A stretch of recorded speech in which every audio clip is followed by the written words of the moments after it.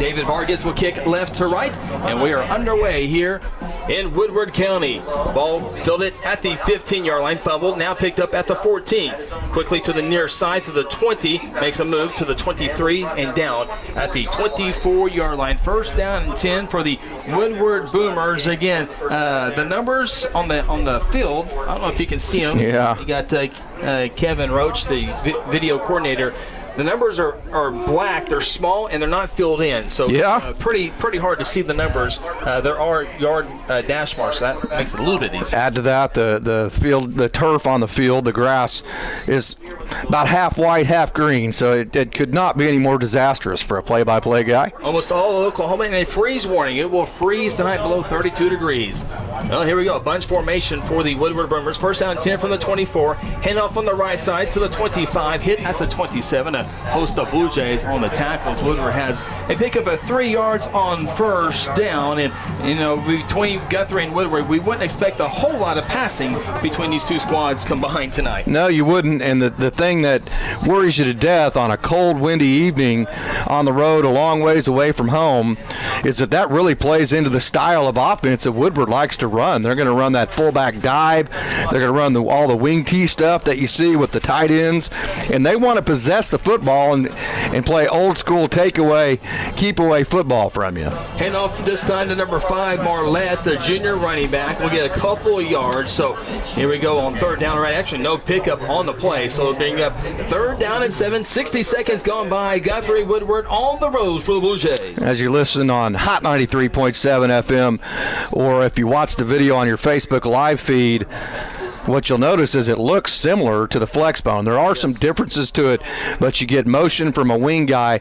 This is out of a wing, not a slot. That's a big difference. We'll explain a little bit of that, the differences and the nuances as we go on throughout the evening.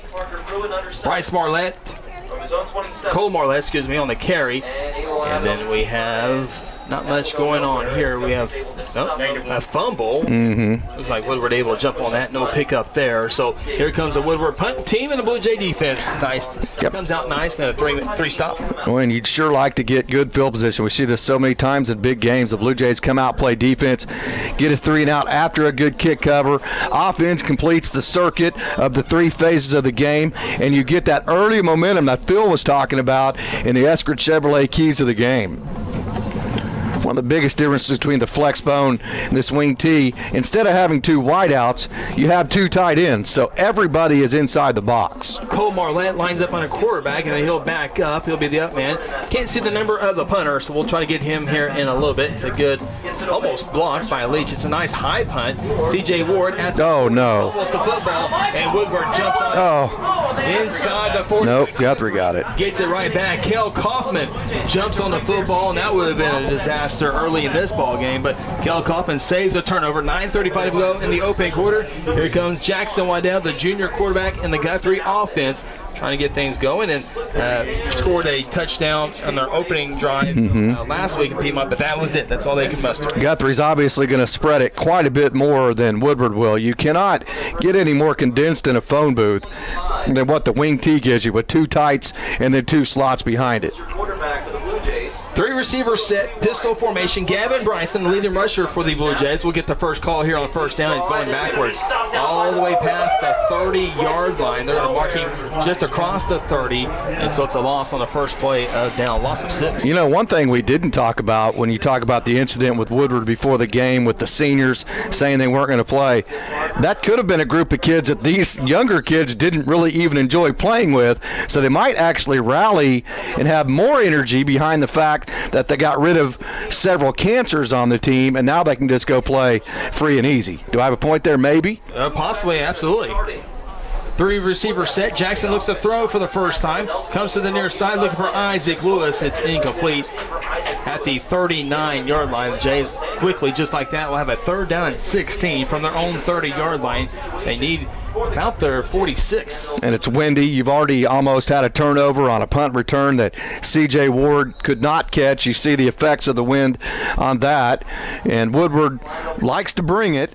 This, you're deep in your own territory. You don't want to make that huge mistake. You don't feel like Woodward presents a huge challenge offensively. So this is where you really want to give yourself a chance, but you definitely want to stay away from that big mistake. Four receiver set. It's going to be a keeper for Jackson. A big hole up the middle.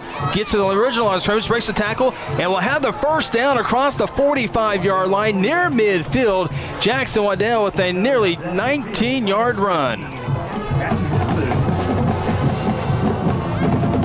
And you're just dropping back, trying not to make a mistake. Then the next thing you know, Jackson Waddell is scrambling, and he ends up with the first down.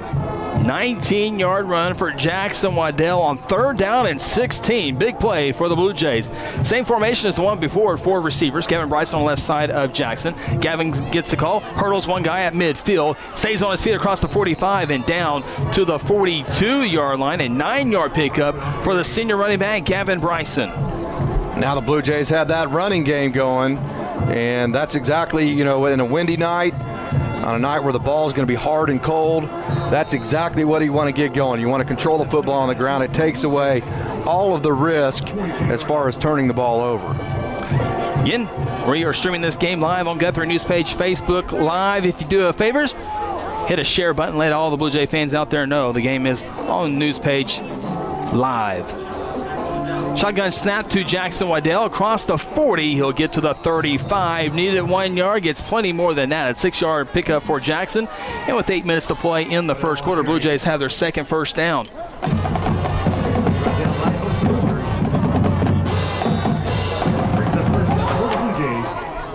the 35-yard line.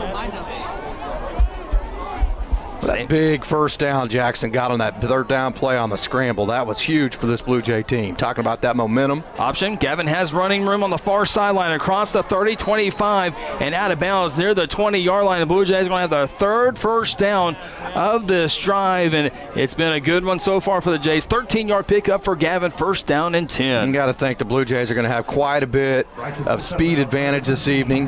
Getting to the edge, getting in one-on-one situations in space is going to favor this Blue Jay team all evening. Same formation as one before. 3 receivers on the near side, 1 to the far side. Jays just spreading out that Woodward defense. Handoff Gavin up the middle. He'll go across the 20-yard line. They'll down it around the 18-yard line. It's a 4-yard pickup for Gavin.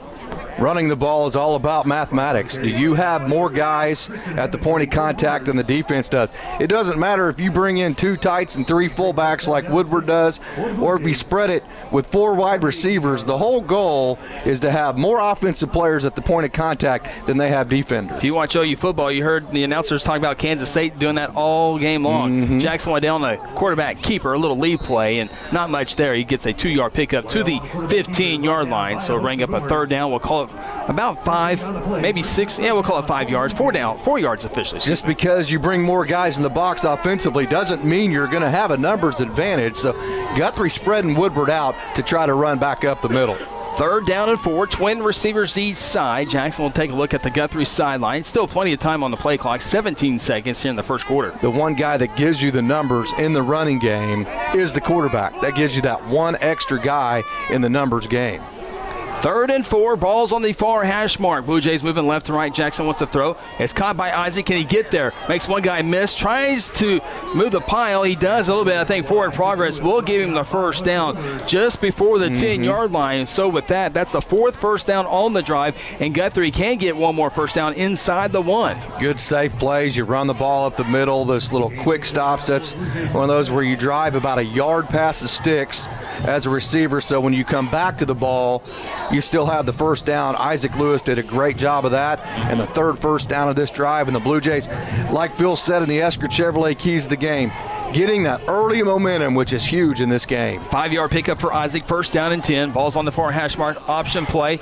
Jackson cuts it up, gets inside the 5 tackle there. There's a flag thrown by the referee, and that's more than likely a hold, and that's where Jackson made the cut.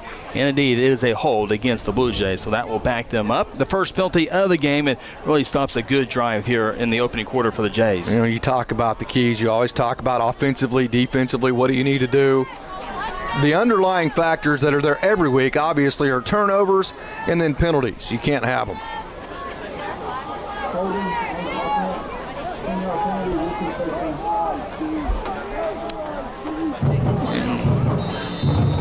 Appears the referee's body pack not working. So back it up.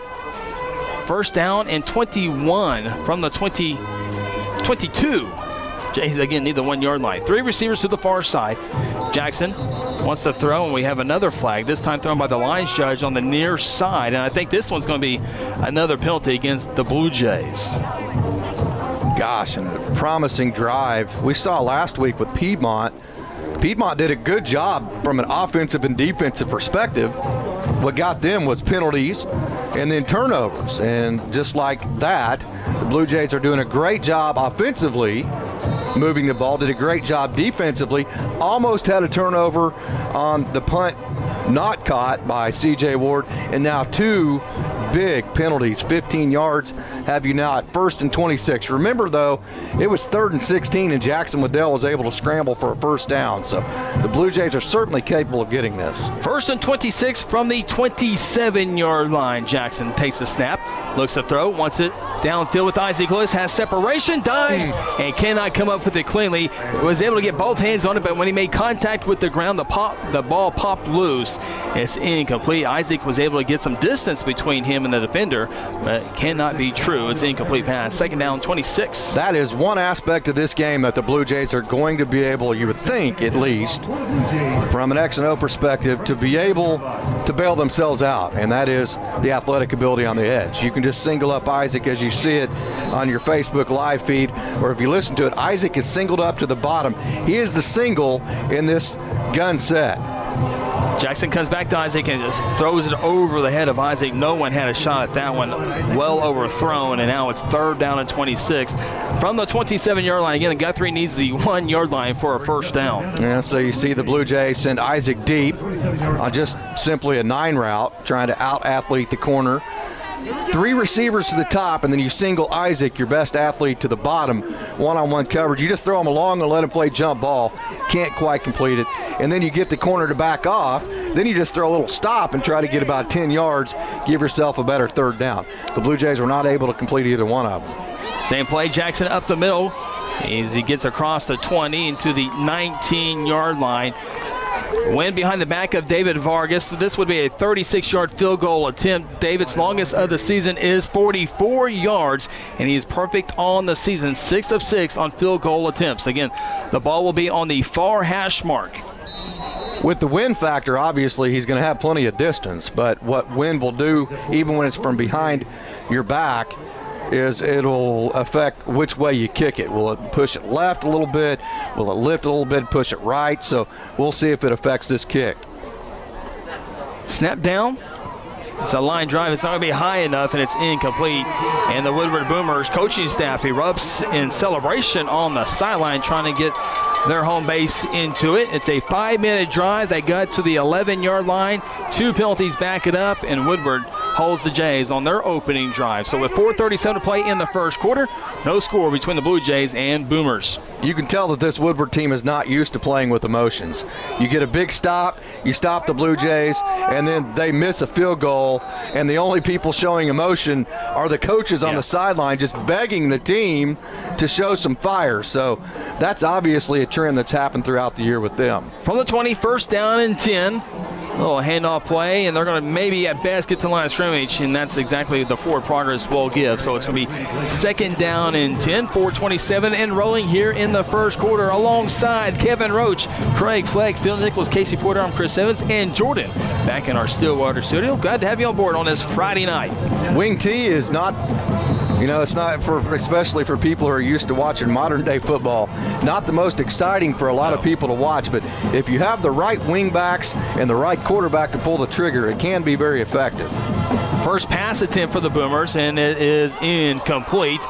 And incomplete at the 25-yard line. Not too bad of a throw there by quarterback Parker Pruitt, a sophomore. And that'll bring up a 3rd down play for the Boomers. This is Boomer Stadium, Woodward County.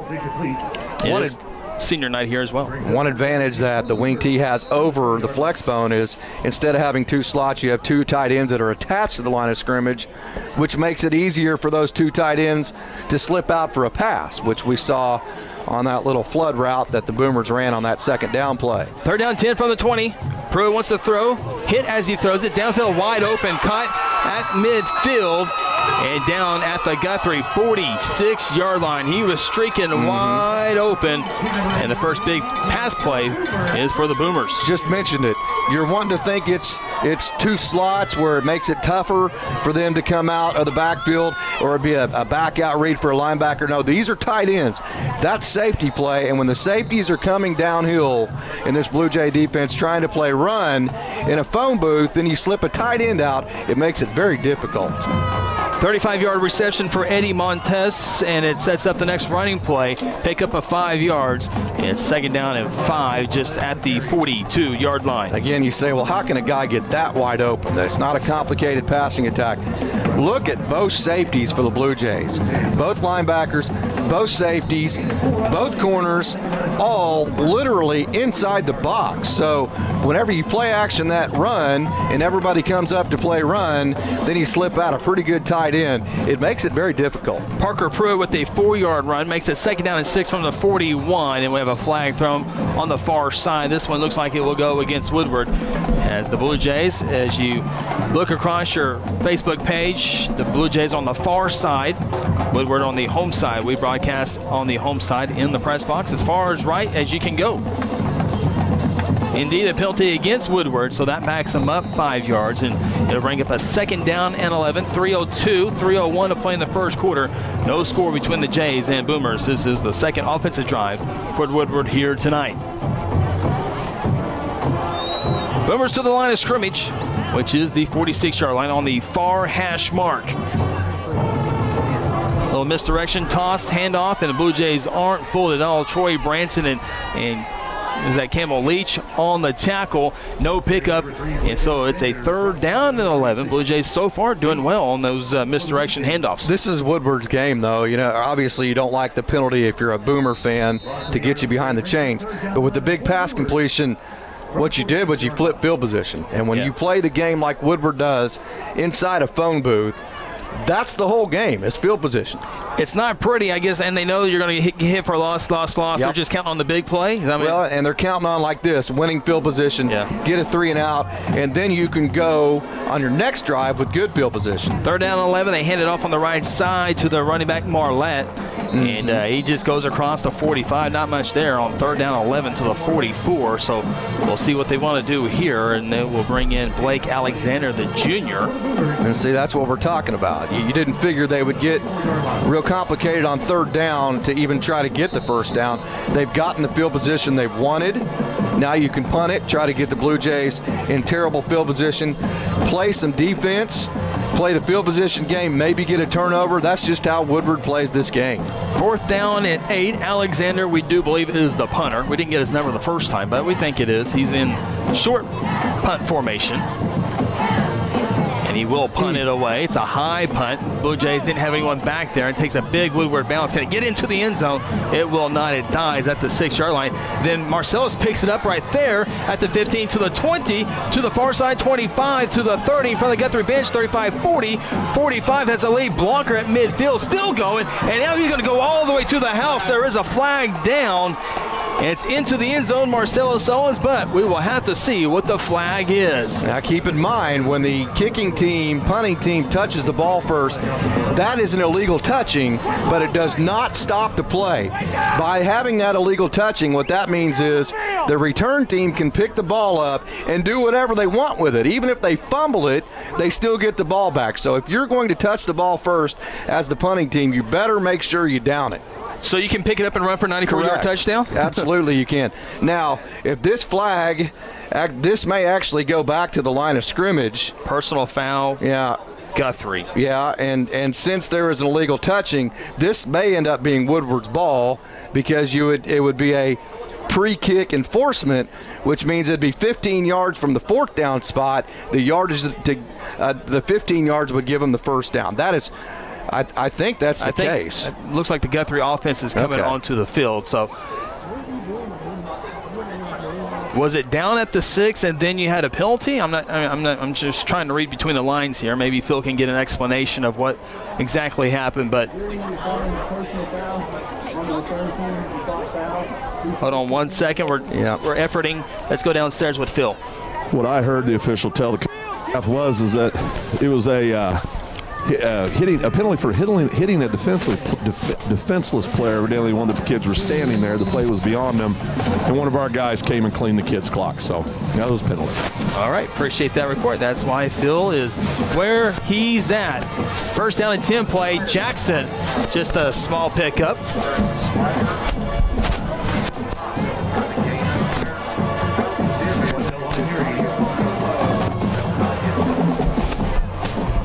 $37-36 seconds left in the first quarter.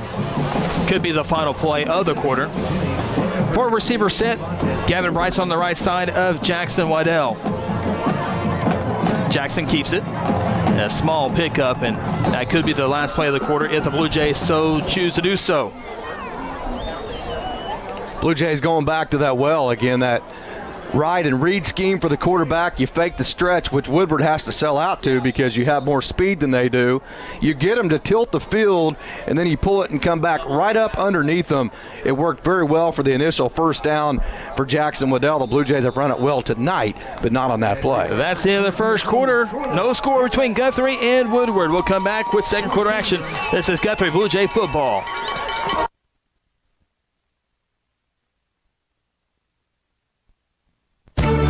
For decades, Guthrie Athletics has been a source of pride in the Guthrie community. Hi, I'm Merritt Roberts, and I've been a Blue Jay supporter and Farm Bureau agent for many, many years. I want to wish all the Guthrie student athletes not only a great season on the field, course, track, or court, but in the classroom as well. If integrity, honesty, and accessibility are important to you, call Farm Bureau at 620-4920 and ask for Merritt. I would welcome the opportunity to give you a professional evaluation of your insurance needs, or simply stop by and let's talk about the Jays.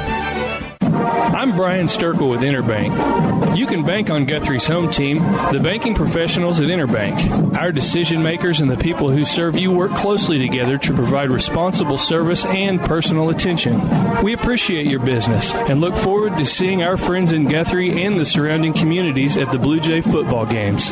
We're located at 224 East Oklahoma, or you can reach us by phone at 282-0470. Interbank, in it for you. Member FDIC.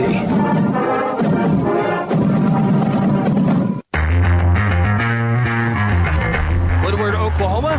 First resume action on third down and 4 play, going all the way, and he will be tripped up from behind. A huge play for Jackson Waddell as we begin second quarter action. That's Gavin Bryson on the big run, and the Blue Jays are inside the red zone of Woodward after a huge run from the 17-yard line all the way down to the Woodward 15-yard line. Man, third down's been a good down for the Blue Jays. That's just kind of when you get your best athletes in space and see what you got, and when that's happened, the Blue Jays obviously have had a lot of success. 70-yard run for Gavin Bryson. First down and 10 from the Woodward 14-yard line. Guthrie trying to be the first team to score here tonight. Takes the snap, does Jackson, hands it off to Gavin, dancing in the backfield, angles to the right side, still on his feet, inside the 5, into the end zone, touchdown, Gavin Bryson, and the Blue Jays strike first here in Woodward. Strike up the Guthrie band.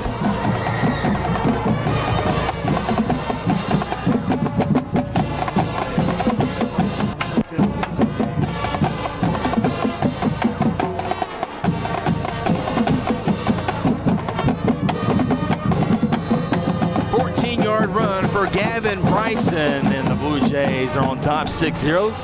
David Vargas on for the PAT. Snap, hold, kick is up, and it is good. Blue Jays on top 7-0. Just 21 seconds into the second quarter. Timeout from Woodward. This is Guthrie Blue Jay football. 11:39, let's go here.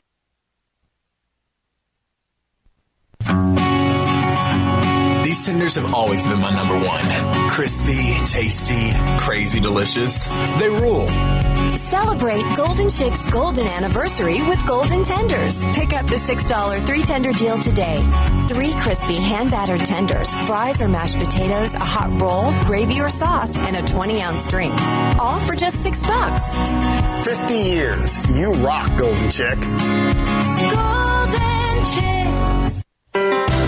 She's your mom, and you want to do your best. And at Golden Age Nursing Home and Ash Street Senior Living, we know just how difficult it is to make choices when it comes to your loved one's needs, and we can help. You'll find caring, supportive staff members and a full range of healthcare services. You'll also find a commitment to quality throughout all of our nursing home and healthcare agencies. Call Golden Age Nursing Home at 282-0144 or Ash Street Senior Living at 282-2000. You want to do your best, and so do we.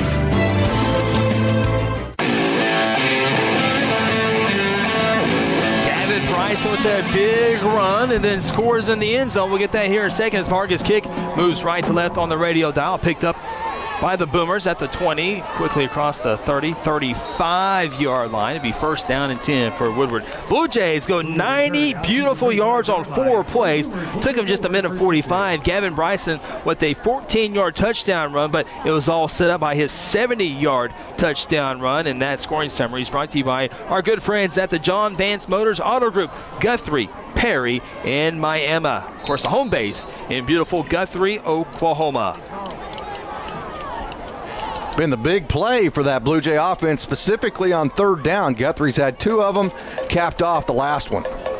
Boomers fumble in the background, and they fall down on the football all the way back to the 30-yard line. It's a 5-yard loss, and for a team that likes to run in between the tackles, in between the gaps, that's a lot of yards for this offense to get here. We've seen Guthrie be able to overcome 2 third and very longs already so far. Didn't score on the first possession, did on this last one.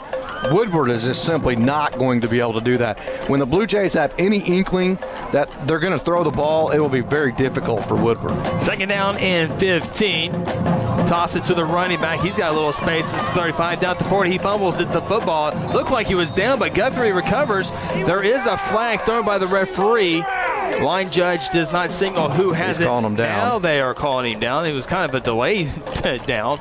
Everyone saw that he was down, but the referee, remember, did throw a flag in the area of holding on the backside of that run, and indeed, that is the call. So you've had a bad snap, now a penalty. You had a penalty on the last possession, and for a Woodward team that had very, very little margin for error, when you go to making mistakes like that, your margin for error go from very slim to basically 0, and this is going to be a second down and 20 plus, and that's not something that Woodward is set up to get. Nobody's set up to get that long, especially Woodward. Hey, if you're watching on Guthrie News page, Facebook Live, let us know where you're listening and watching from. Like to hear the feedback from you. Again, second down and 25. So what's this going to be? All the way back to the Woodward 19-yard line. Second down and 26 officially. They want to throw downfield, wide open, caught at the 40. And that route has seemed to be open a lot here in this one. Drake Parker, sophomore, brings it in, and now it's going to be third down and very manageable for Woodward. Yeah, what you do is you fake that sweep play to one side. This time you fake the sweep to the right, and then the tight end from that side runs a drag back to the other side. Quarterback just pulls up and hits that drag going back the other way against a safety that has tried to get over the top of a sweep play, and it's just a very effective play.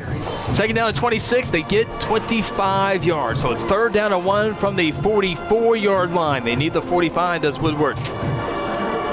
Quarterback under center.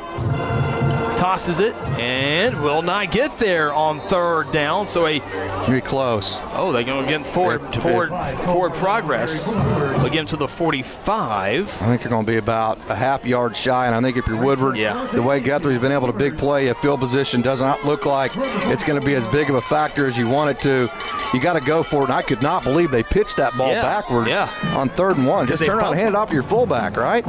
Especially they fumbled on the last time they tried to do that too. One play that's very effective in this style of offense is when you fake that fullback dive and then that quarterback runs that duck. when the entire front seven of the defense chases that fullback, quarterback just needs 1 yard. Guthrie can't jump off sides here. Woodward tried to get him to jump last time. 4th down and 1. They snap it. They go backwards, and the Jays are going to stop them. 3-4 Blue Jays throw the quarterback down, and Woodward turns it over in their own territory. See if the Jays can capitalize on that. Kel Kaufman and the crew stop the Boomers.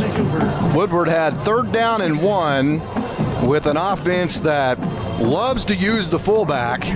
Yes. The fullback's about 1.5 yards, if that, behind the quarterback. And on 3rd and 4th down, you don't get any forward momentum with a running back coming forward. You pitch one going sideways, then you give it to about a 130-pound quarterback. Those are 2 plays that they would like to have back. If you specialize in running the football, you probably don't like seeing Kelly Beebe on your schedule. Probably not, no. Kelly Beebe's defense holds right there. Here comes the Scott Mick offense onto the field. Twin receivers each side. 1st down and 10 from the Woodward 42. Man in motion right to left. Little screen pass caught by Isaac. One-on-one. How's it go? And he will get to the 40-yard line. Not bad there. It's just a minimum pickup of 3 yards, but nice little pitch and catch, and had the one-on-one move, and he better make the tackle. He's going to the house. Woodward coaches, I'll promise you, we're happier about that than Guthrie coaches, because as soon as they saw a corner in space against Isaac, and again, that's that trip set. You put trips to the field, and then you put Isaac as the single back to the boundary. What does that do? It guarantees that the best athlete you have on the field, Isaac Lewis, gets singled up, and then you just throw him those quicks, you send them deep, you do all those kinds of things. 4-yard pickup, so 2nd down and 6. Jackson keeps it across the 35 to the 30, 25, 20, 15, 10, 5, touchdown, Jackson Waddell from 40 yards out, and the Blue Jays on top, 13-0. Strike up the Guthrie Band.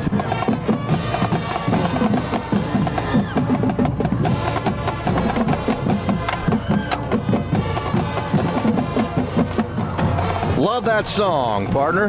One thing that happens when you are out-athleted and the other team has more speed than you do, when they fake a play that goes sideways, you have to run to that thing so hard that if they pull that thing out, you're going to run right by the quarterback when he pulls it out of the belly of the running back and cuts it back up underneath.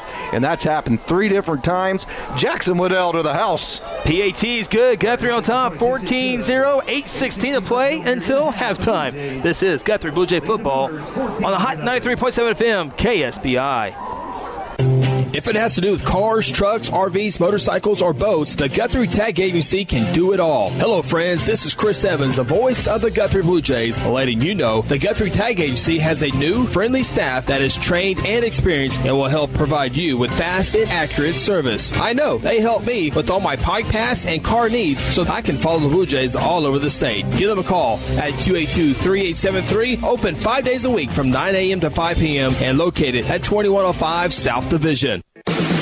F&M Bank is a neighborhood bank with 8 branches and 17 ATM locations across 4 counties in central Oklahoma. F&M Bank can help you with all of your personal, business, and agricultural banking needs, or simply add efficiency to your business. Check out F&M Bank with online and mobile banking at www.fmbankok.com or download their app and have all of their services in the palm of your hand. F&M Bank is a neighbor you can count on. F&M Bank, member FDIC. David Vargas kick right to left is filled it, I think, at the 15-yard line, at the 20, 30, 35, 40, and down at the 43-yard line. It's, again, hard to tell with the numbers on the field. They're out there, but they're hard to see. But nonetheless, 1st down 10, Woodward. Your John Vance Motors scoring some. Your second one for the Blue Jays here in this second quarter. It was a 40-yard touchdown run for Jackson Waddell. Blue Jays just need 2 plays this time and 49 seconds off the clock. So your new score with 8:09 to play till halftime. Guthrie 14, Woodward 0. That has been your John Vance Motors scoring summary. Guthrie's had the ball 3 times and scored 2 touchdowns thanks to the big play. Big plays. There's a toss. Looked like he was wanting to throw it, but he's going to be hit for a loss of a couple of yards. And going backwards there was Parker Pruitt. Blue Jay defense all over that one as well. trio of Blue Jays in on the tackle, but first was Dane Jenkins. The old wing tee with 2 tight ends, then you have 2 wings behind him. The difference between a wing and a tight end, the difference between a wing and a slot, I should say. A wing sits behind and outside of a tight end. A slot is on the side with no tight end. It's a big difference. I'll get to it here in a minute. Loss of 1, 2nd down and 11. Blue Jays crowd that line. Defense line. There's a toss in the backfield, fumble, and going to be another big loss. And there on the tackle was Dominique Gooseby. The Goosebees have been playing some good football the last 2 weeks, Casey. Yep, no doubt. Great football. And whenever you have a tight end and 2 slots and a running back, 32 personnel, that means you have 0 wideouts.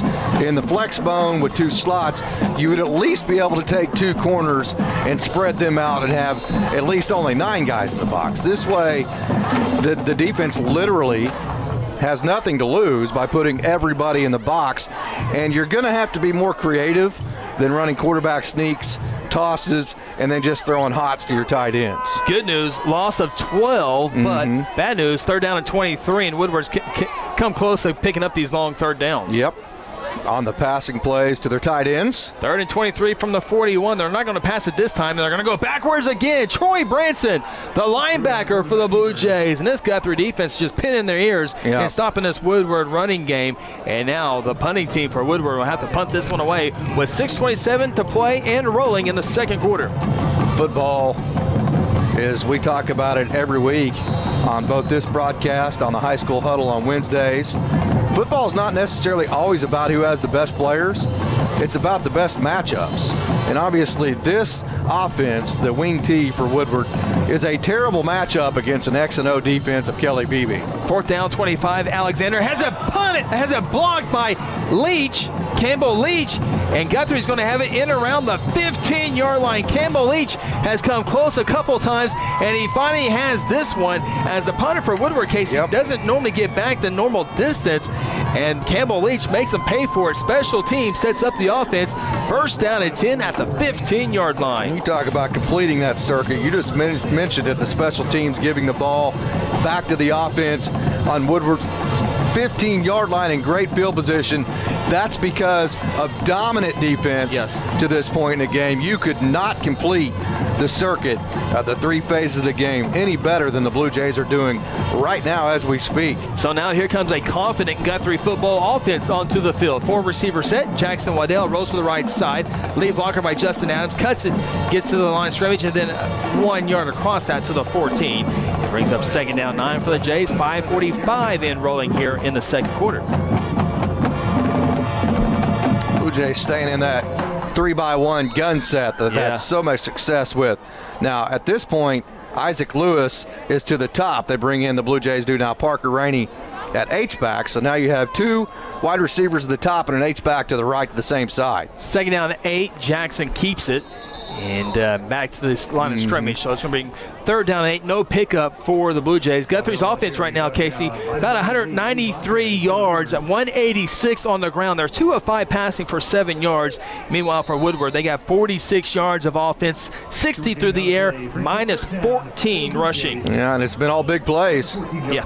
And the problem with that H-back set is Woodward just runs right to the H-back side of it, and that's where you run it to. Then they're reading their keys and going right to the ball. 3rd down and 9, and the pass is incomplete at the 5-yard line. Jackson didn't get his best throw on that one.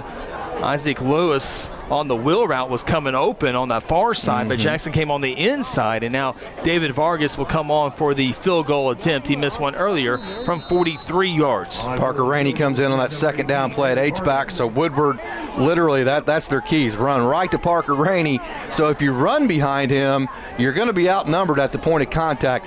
That blew the possession up, that 2nd down play. David Vargas to attempt a 31-yard field goal attempt. The snap is good, the hold is good, the kick is plenty long enough, and David Vargas is no good as he is wide right. So the score remains 14-0 with 4:49 to play until halftime. The football will be moved to the 20-yard line. It'll be 1st down and 10 Woodward. I keep thinking I'm looking at Army with those black stripes on the top of their helmets. The way they're running this offense. The offense, yeah. You know, I mean, it just kind of looks like you're playing Army tonight, obviously with quite a bit less athletes. But if I were to ask you, how is Woodward going to score tonight? what would you say?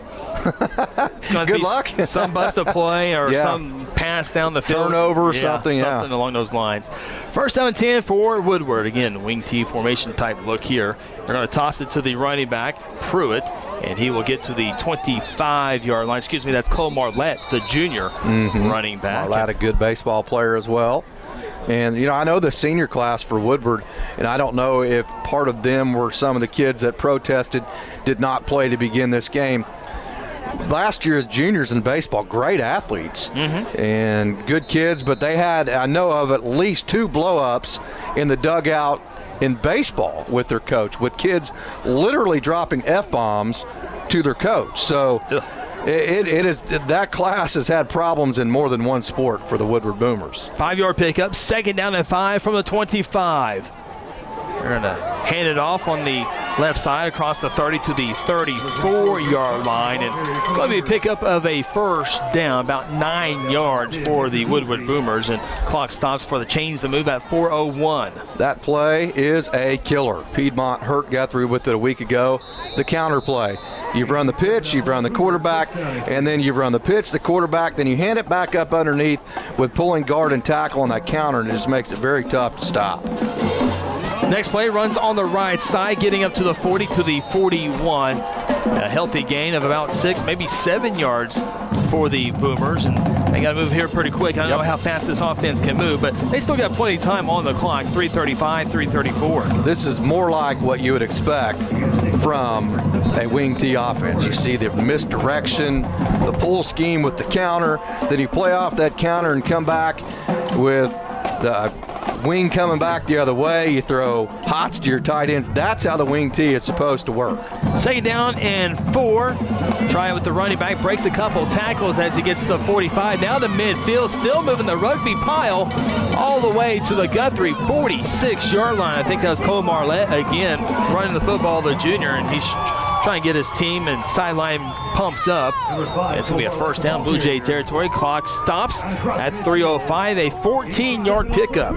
I don't know, even just being 46 yards away from the end zone with 3 minutes to go, the way that they go, I don't know if they have enough time to get into the end zone. The way that they run it. Started the possession negative 14 yards. Now they're plus 21. Look at their tight end to this side. He's the biggest guy on the offensive line. First down 10, the handoff to the running back 24 on the left side. That's Drake Parker, sophomore, as he takes it from the 46 to about the 43-yard line. Second down, 7 play upcoming. Ball in the middle of the field. Woodward moving left to right on the radio dial. So if you look at number 88, Eddie Montez, and look at his body type, you're not that worried about him going out for a pass, right? So as a safety to that side being Marcellus Owens, you can be pretty physical and aggressive in the run game.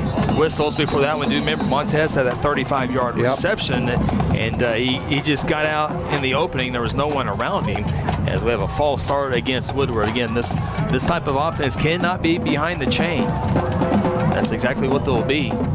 Yep, Marlette is catcher for the Woodward Boomer offensive team, so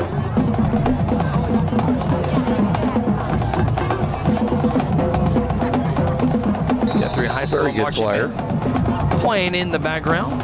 Good to see them make the trip up here. Yep, good pep band tonight for this Blue Jay contingency.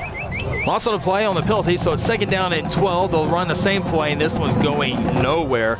Davis Scott in the defensive line stop at the 47-yard line. It is a pickup of 1 yard at the most. So here we go again on a third down behind the chains. We'll call it third down and 12. Clock under 2 minutes and rolling. And then when your safeties don't have to respect the run game because your defensive line is stopping the fullback dive and the counter and the tosses and the quarterback keeps and the bellies, then you're doubly tough because then you can stop the tight ends. Third down and 12. Boomers will try to throw for it here.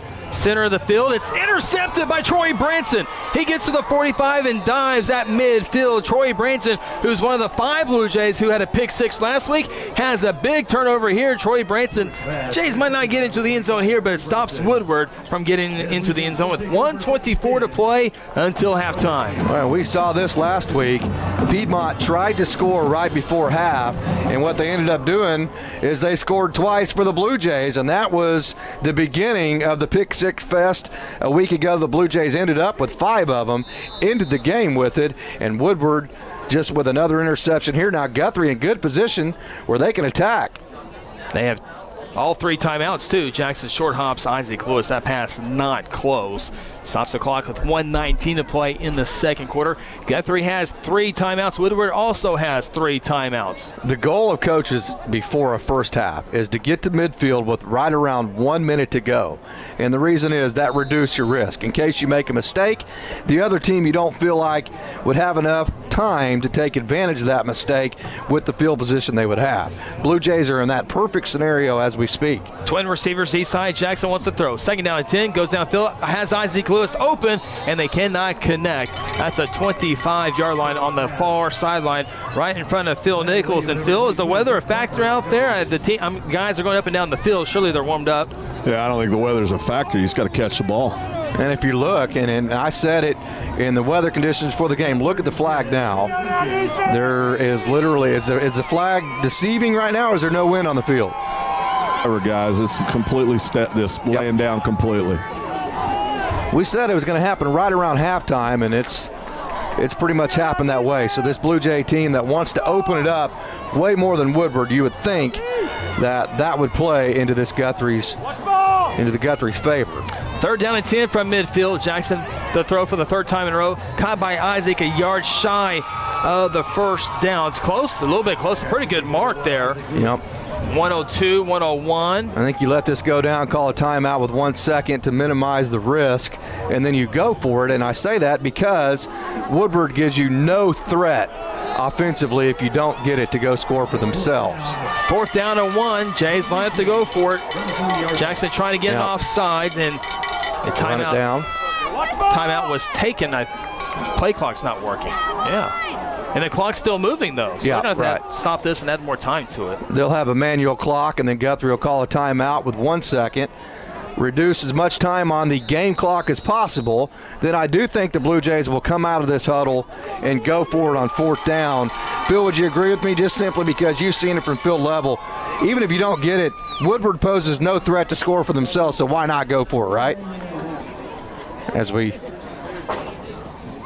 see the timeout right now.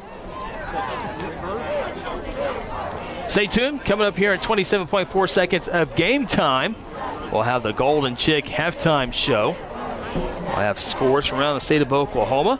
We'll also have stats of this first half. We'll get set for the second half with our Escrow Shirley's keys to the second half.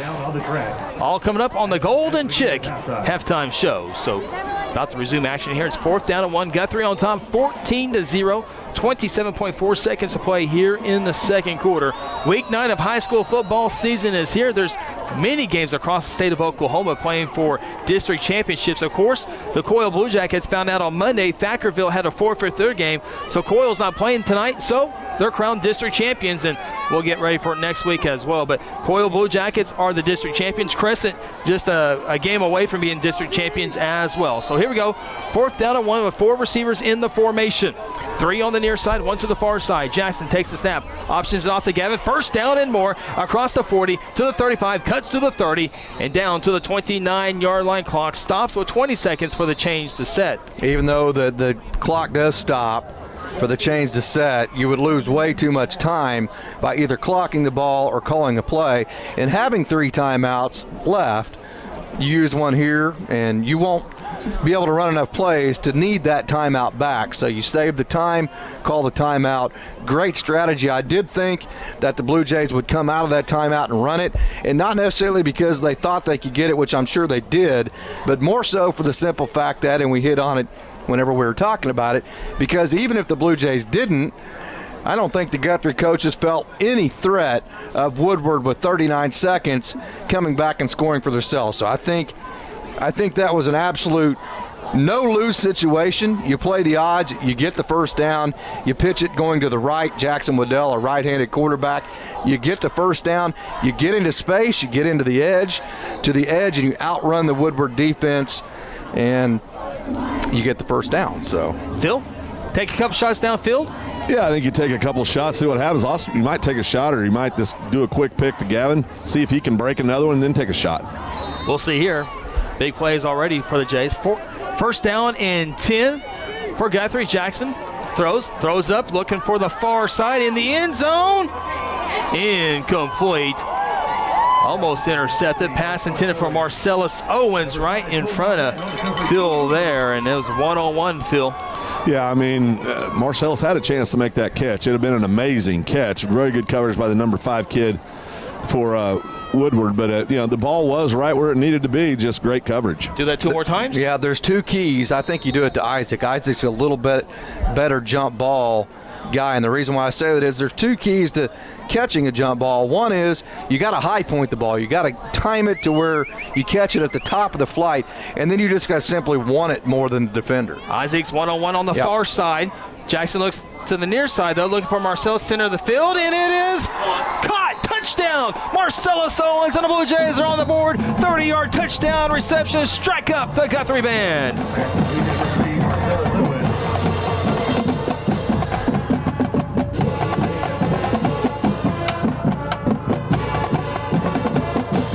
I love that song, and then the Blue Jay coaches put Isaac to the single to make it look like they're going to throw him a jump ball again, and then threw it back to Marcellus Owens on the opposite side of the field. That was wizardry by the offensive coordinator for the Blue Jays, Scott Mick. Extra point, line drive kick is good, and the Blue Jays, with 7 seconds left until halftime, have a 21-0 lead.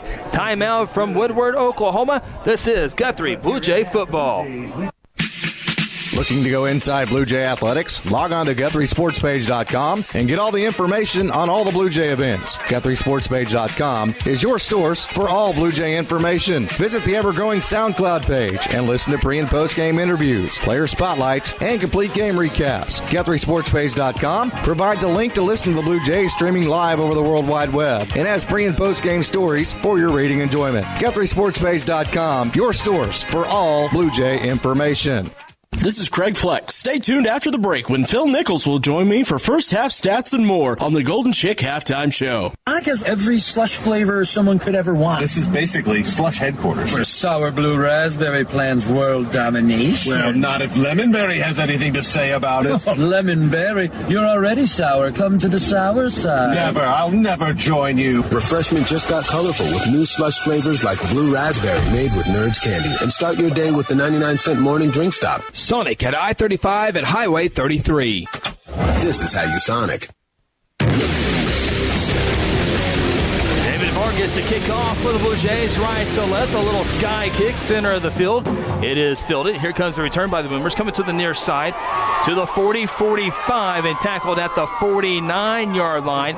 1 second left here in the second quarter, so we'll have one more play, and the Blue Jays hopefully will go into the locker room with a 21-0 lead. Again, the Blue Jays got to win tonight, got to win next week, and get a little bit of help from McGinnis or Carl Howard take down Piedmont, and the Blue Jays are into the playoffs, and it looks like Woodward will take a timeout, so we'll keep it right here with you.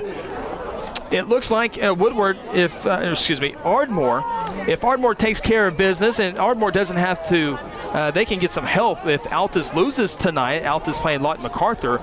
But it looks like right now Ardmore is going to be the 5A1 district champion. So if Guthrie takes care of business this week and next week, looks like it could be right now, if you were a gambling person out there, Guthrie and Ardmore in round one of the playoffs. Of course, that would be played in Ardmore. And many people, including us, on the high school huddle on Wednesday nights from 6 to 7 here on 93.7 FM KSBI. We believe Ardmore is the number 2 team in the state of Oklahoma in Class 5A. We do. Just having seen them on film and then seeing McGinnis in the high school huddle, we're all in agreement on that. And this is something that Woodward has to do, being down 3 scores.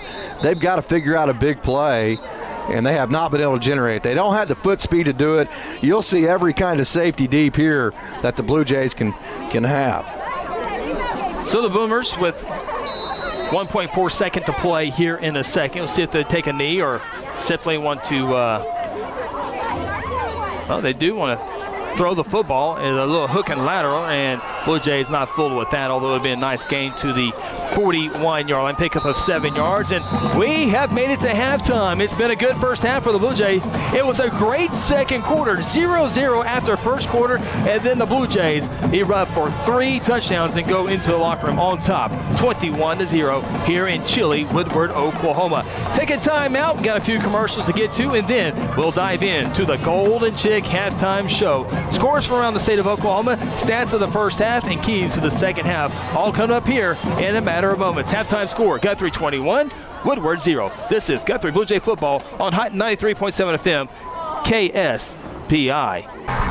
Welcome back, Woodward, Oklahoma. Chris Evans, Craig Fleck with you here on the Golden Chick halftime show. Blue Jays on top, 21-0.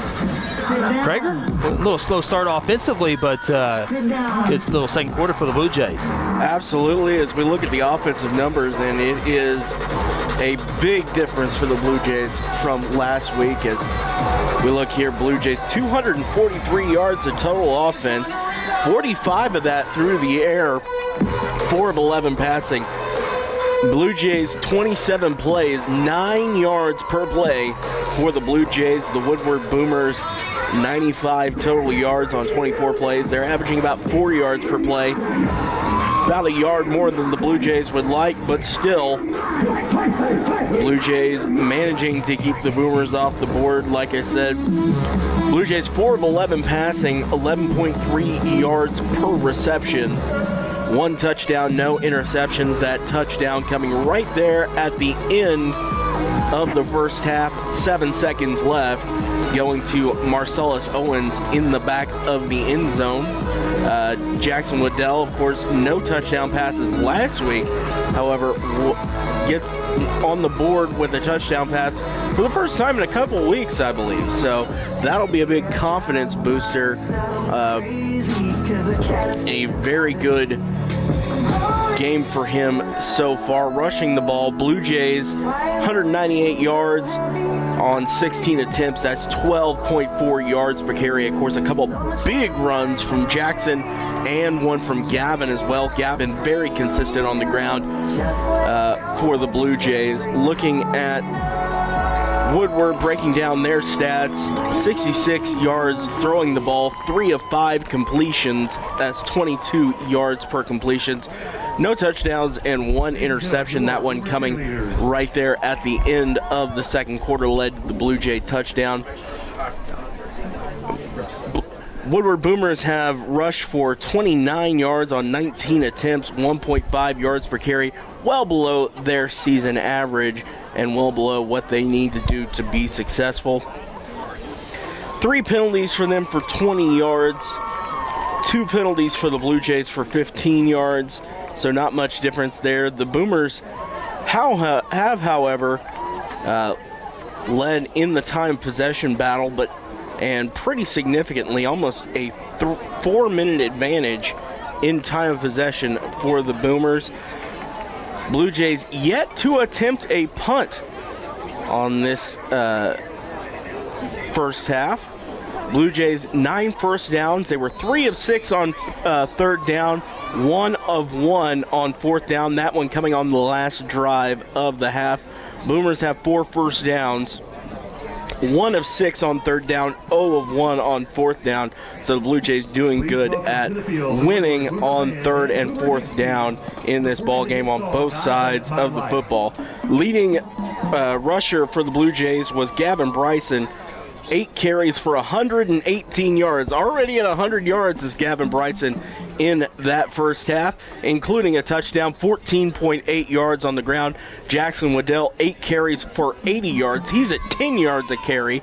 That math is pretty easy to work out. He has a touchdown as well. Looking at the receiving numbers, Marcellus Owens with 1 touchdown for 29 yards on 1 reception. Isaac Lewis, 3 receptions, 16 yards, 5.3 yards per reception for him. Leading tacklers, C.J. Ward and Dane Jenkins, both at 4 tackles Dane also throwing in a tackle for loss. Marcellus Owens in there with 4 tackles as well. Him showing up on special teams several times is, I think he's gotten all of the tackles on the kickoff so far, bar one. He has been really showing up on the field and has played really well defensively as well in this ball game so far.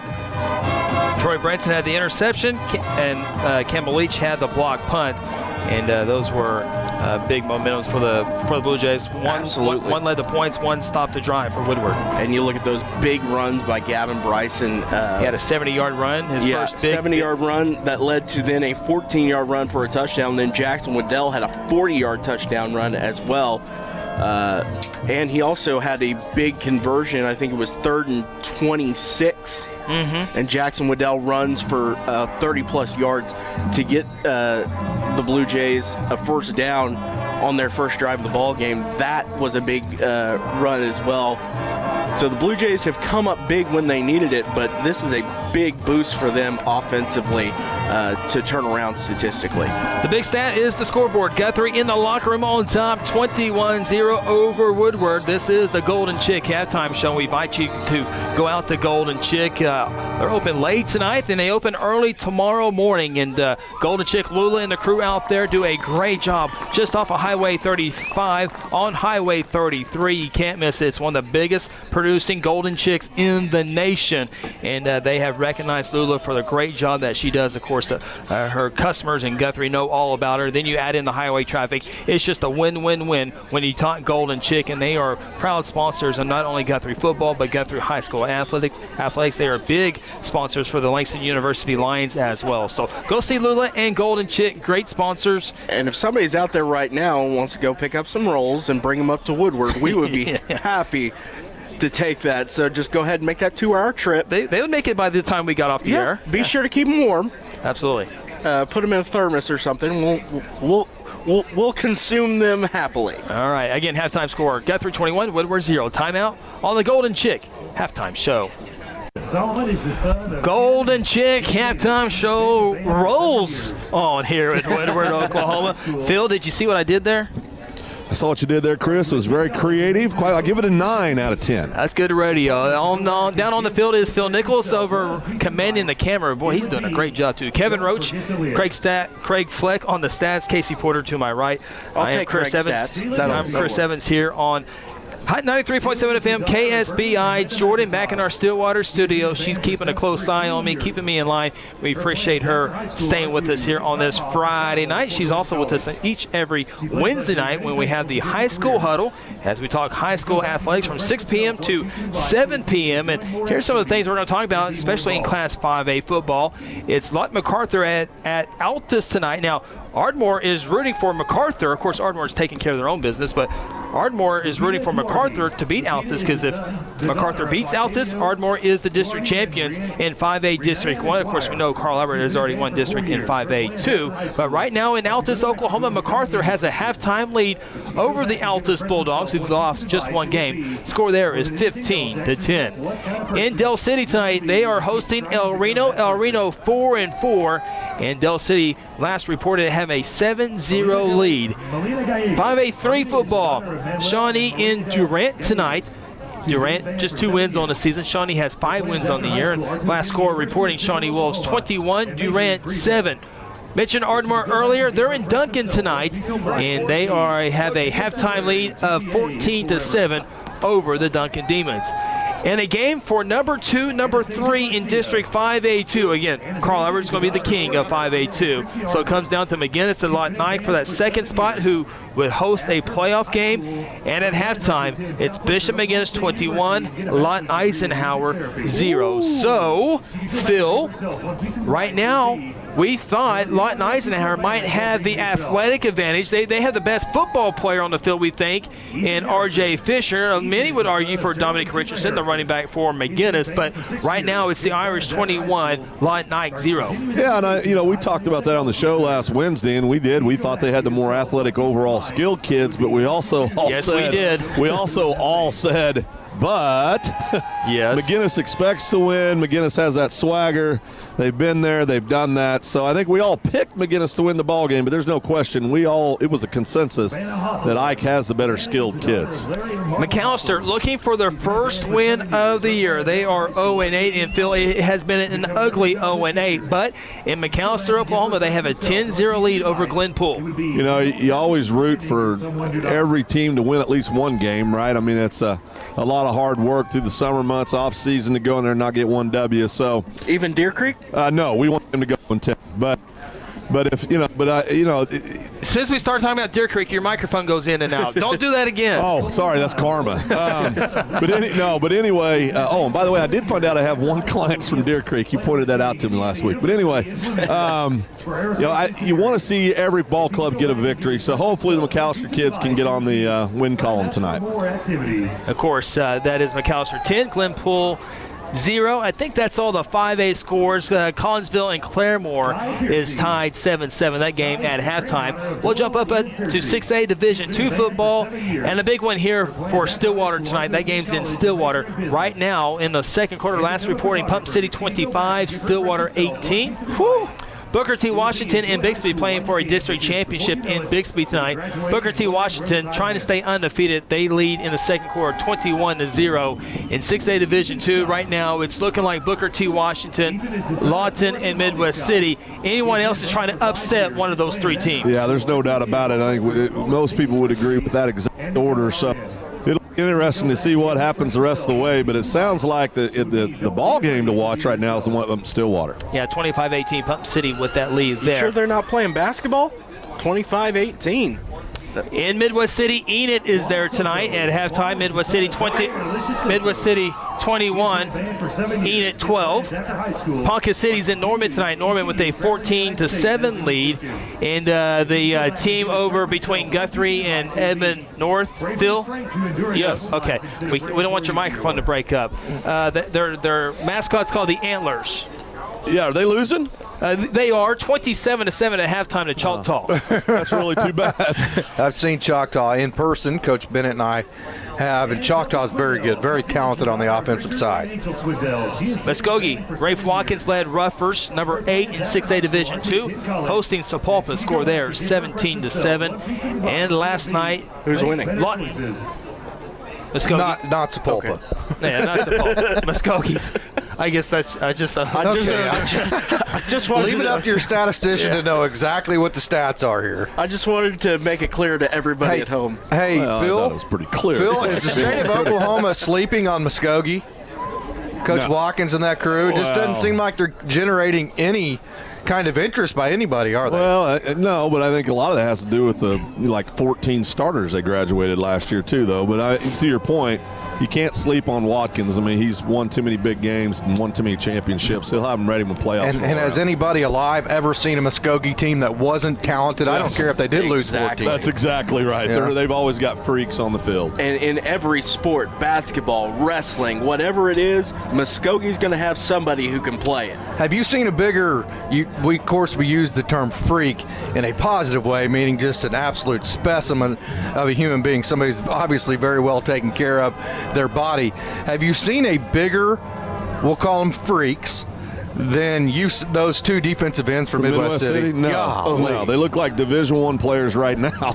They could walk onto OSU's team, and I'm not sure they wouldn't look like the two starters on OSU's defensive end. Well, I mean, I think if either one of them decided to go there, I think they'd ultimately be starters at OSU. I mean, they're phenomenally talented kids, both of them. So, and really Midwest City, don't you think it's going to be Midwest City and Booker T that's going to decide in the championship? And it's too bad for Stillwater that they had Putnam City tonight and then Midwest City next week. Yeah. A very difficult game this week to where they're going to come out beat up and it's going to be tough on them, instead of having a game where you could kind of tune up for Midwest City a week from tonight. I mean, it's just a gauntlet at the end of the season. Guthrie had an unbelievable stretch there in the season earlier, but I mean, I'd much rather do that and get healed up and get ready for the playoffs. But these kids from Stillwater, they're walking a tough schedule. Big score so far here tonight, though. Guthrie 21, Woodward 0 at halftime. Take a timeout. We'll come back and take a look at 6A Division I scores after this timeout. Again, halftime score: Guthrie 21, Woodward 0. This is the Golden Chick Halftime Show.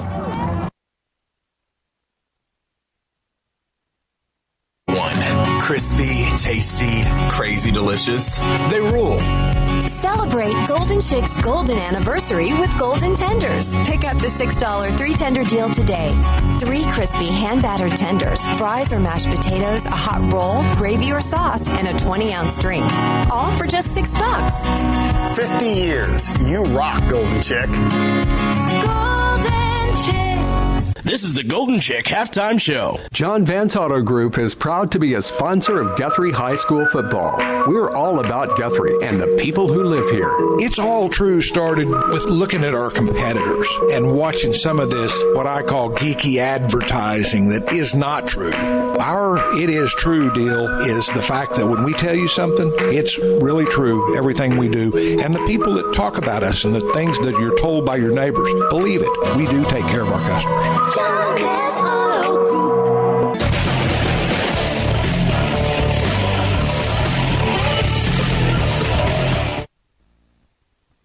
When it comes to Guthrie Blue Jay Athletics, Hayes Funeral Home is a proud supporter from the first game all the way to the championship game. Along with many years of experience in funeral service, the Hayes family brings compassion and professional service during difficult times. Owners Chuck and Lynette Hayes take pride in providing families and their loved ones quality care. Chuck and Lynette have not only supported families in the Guthrie area for countless years, but have supported Guthrie student athletes succeeding on the playing field and in the classroom. Hayes Funeral Home is located on the corner of Noble and Wentz, or simply give them a call at 405-282-3100. The Golden Chick Halftime Show rolls on with the John Vance Auto Group scoring summary after this. I'm Mike Gundy, head football coach of the Oklahoma State Cowboys. Respect of the opponent, spectators, coaches, and officials is necessary at all levels of athletics and activity programs. Your conduct is a direct reflection of you, your community, and your school. Sportsmanship is everyone's responsibility. Do the right thing.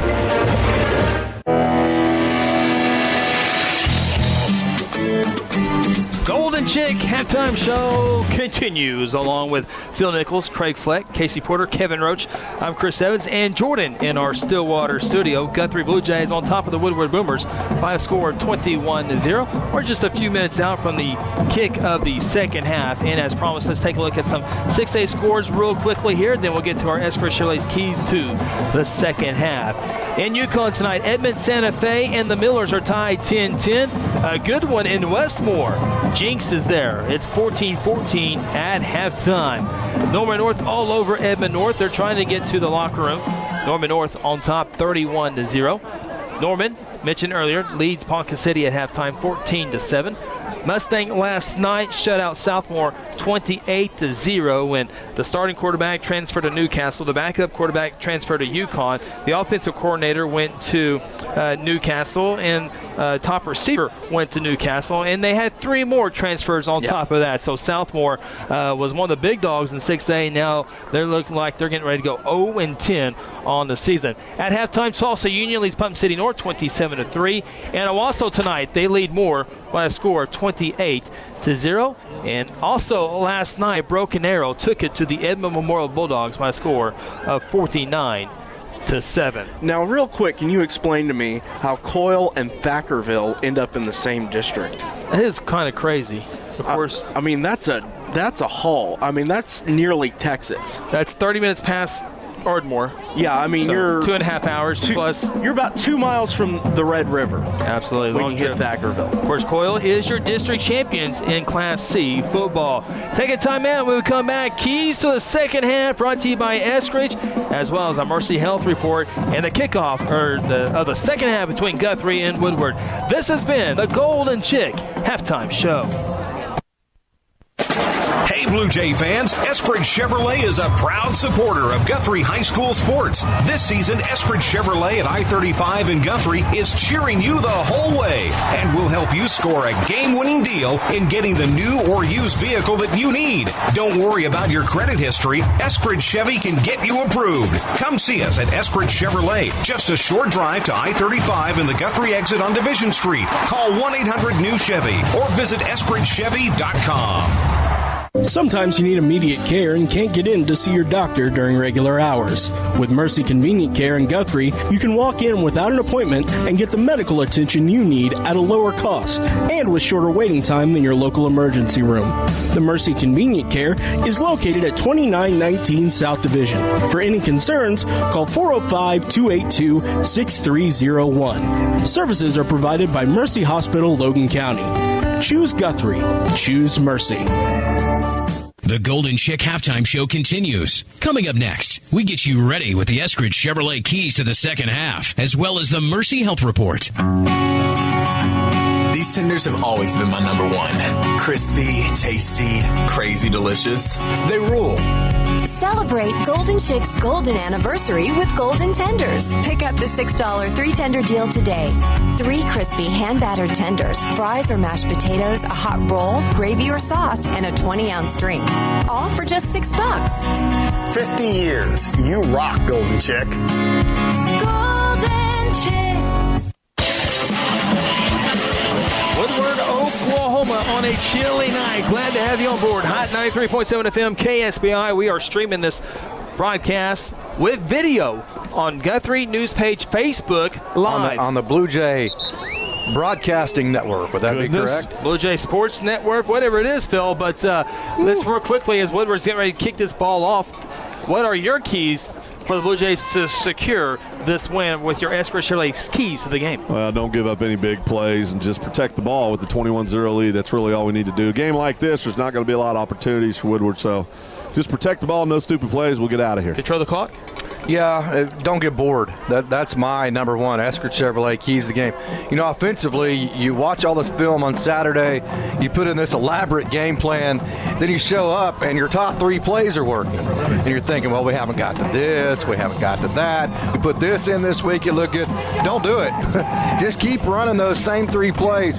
Keep being bored with it and keep being effective. C.J. Ward picks it up at the 10-yard line on the near side, quickly to the 15, dancing to the 20, to the far side now, 25, 30. Here he goes. He's at the 40, 45, gets a block at midfield, quickly to the Woodward for him, makes a cut to the 35, to the 30, 25, 20, 15, 10, 5, touchdown, Blue Jays, no flags on the field. What a play, C.J. Ward, strike up the Guthrie band already.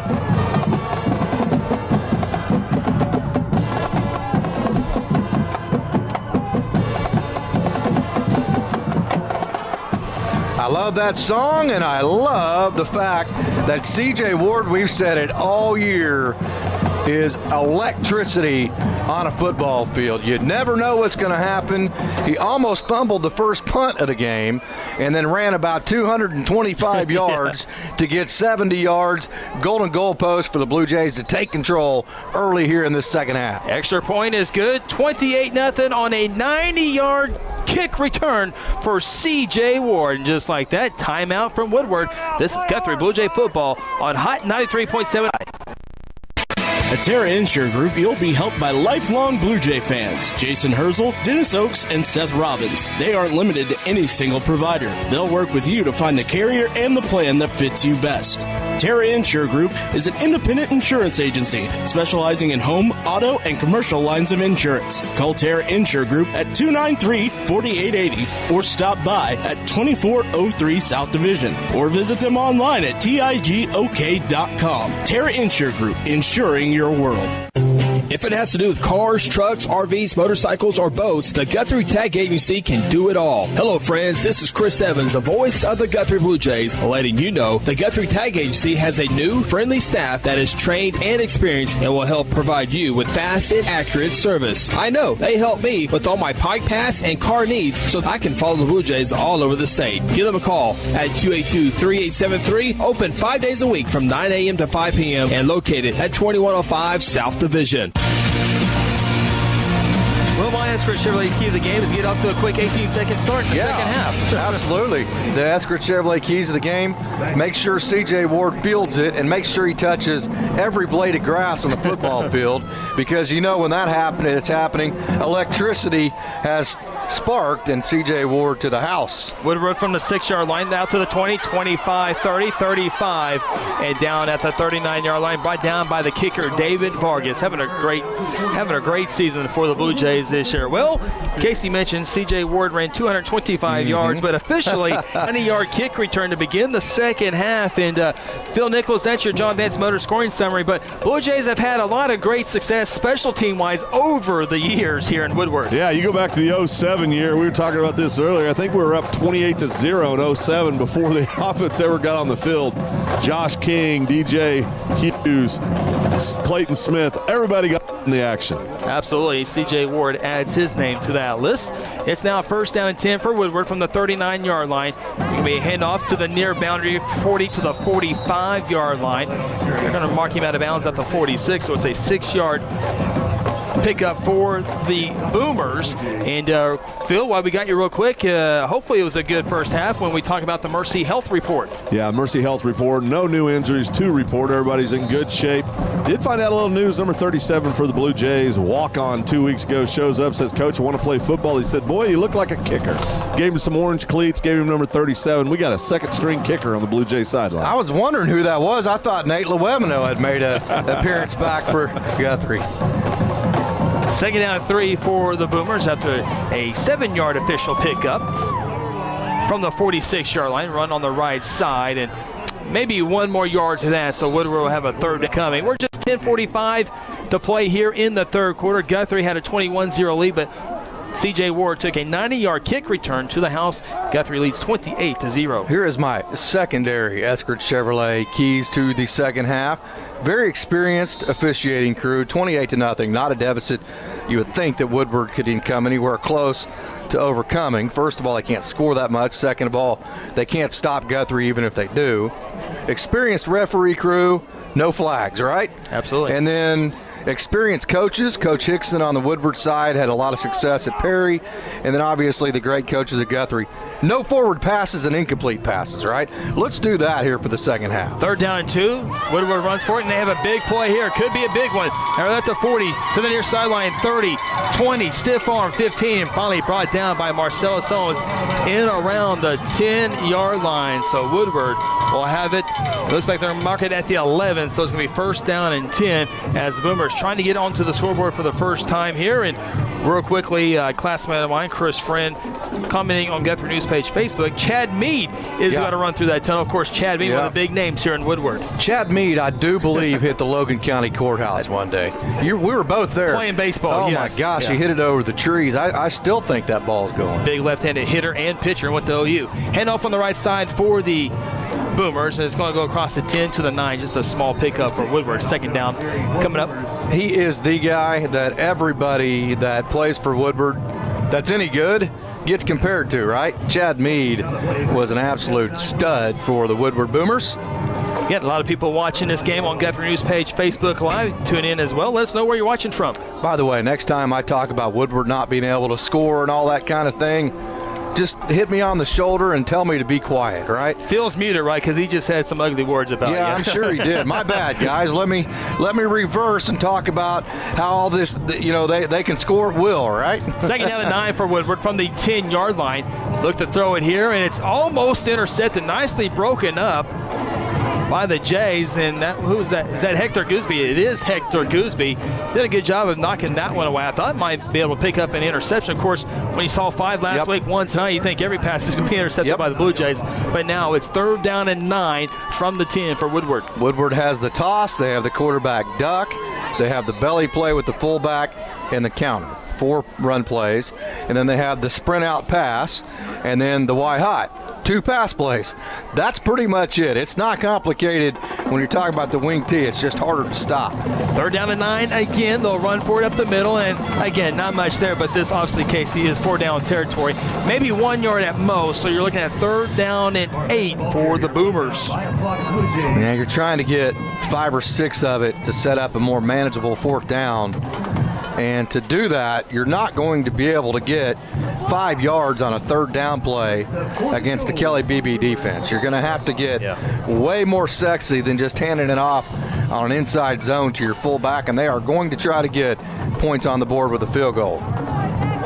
Woodward is 0 of 1 on 4th down attempts, but they, as Casey mentioned, they're lining up for the field goal here. Be about a 25-yard field goal attempt. It's a snap, the hold. It's a line drive kick. It looks like it went to the left, but it goes to the upright, and Woodward is on the board. 28-3, 8:11 to play in the third quarter. Take a timeout. You're listening to Guthrie Blue Jay football on Hot 93.7 FM, KSBI. John Vance Auto Group is proud to be a sponsor of Guthrie High School football. The John Vance Auto Group is 100% family owned. My children, Megan and Garrett, both participate in this ownership, as well as my nephew, Derek, who runs our Miami store. And I think we go about the old golden rule. How do we want to be treated in these situations? We sell cars, but we are in the people business. Taking care of people is what it's all about. And it's a family tradition with each and every one of them, including myself. John Vance Auto Group. Sometimes you need immediate care and can't get in to see your doctor during regular hours. With Mercy Convenient Care in Guthrie, you can walk in without an appointment and get the medical attention you need at a lower cost and with shorter waiting time than your local emergency room. The Mercy Convenient Care is located at 2919 South Division. For any concerns, call 405-282-6301. Services are provided by Mercy Hospital, Logan County. Choose Guthrie. Choose Mercy. Woodward on the scoreboard, 28-3 Blue Jay lead. Boomer's kick, right to left, a little squib kick. They don't want CJ to get it, but he gets it anyway. From the 15-yard line, here he goes, to the 20, to the 25, to the 30. Here he goes, 35-40, back pedals, and there's a wall there, and so he's going to get out of bounds at the 45-yard line. And the only reason he didn't score is because he just simply ran out of room, didn't he? Yeah, he was going to take on about 10 guys on the field and 20 on the sideline. They weren't going to tackle him. He could have ran around all night, and everybody in that silver helmet or gold helmet for Woodward could have had a chance at him, including everybody on the bench, and they would not have tackled him. He just simply ran out of real estate. Woodward Boomers on the John Vance Motor scoring summary connect on a 24-yard field goal. They go 6 plays, 62 yards, took 2.5 minutes off the clock.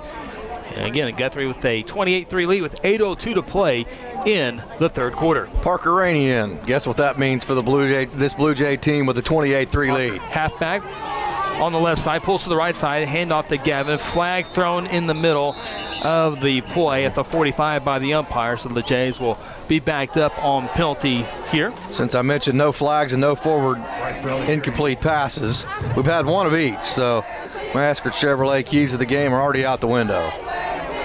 I have been efforting a score, and I cannot get one between the Guyman Tigers and the Northwest Classen Knights. No score.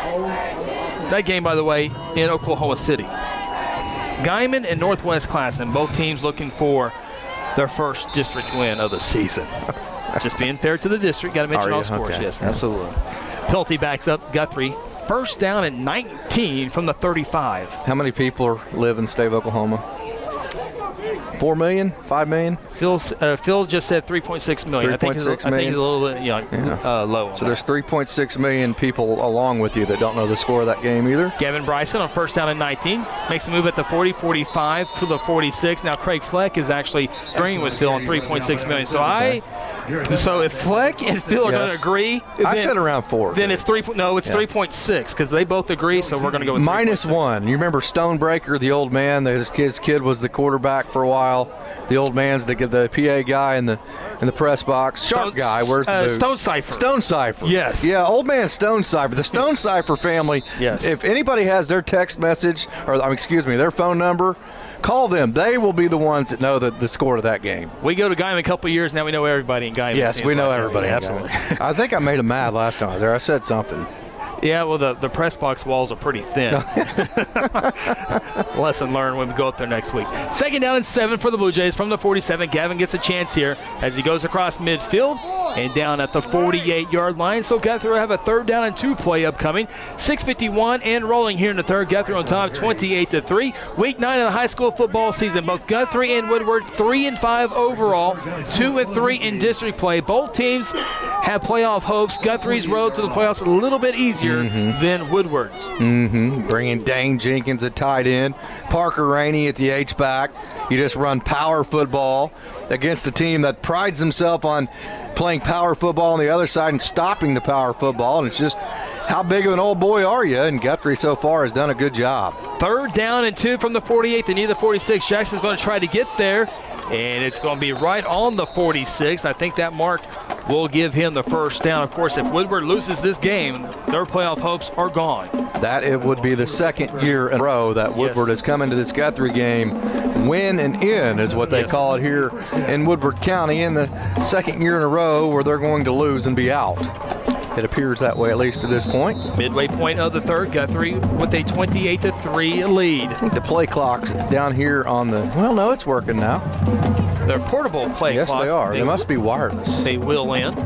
Now Guthrie's offense taking time off the clock, down to 10 seconds as they approach the football at the line of scrimmage, which is the 46-yard line. Jackson, shotgun snap, rolls to the far side. Gavin leads the way, and Jackson's going to be hit for a loss of a couple of yards. That one had a hard time getting going as the ball was near the inside of the hash mark, and Jackson rolled to the far side in front of the Guthrie bench. Couldn't cut it upfield, and it's hit for a loss. Right in front of you, Phil.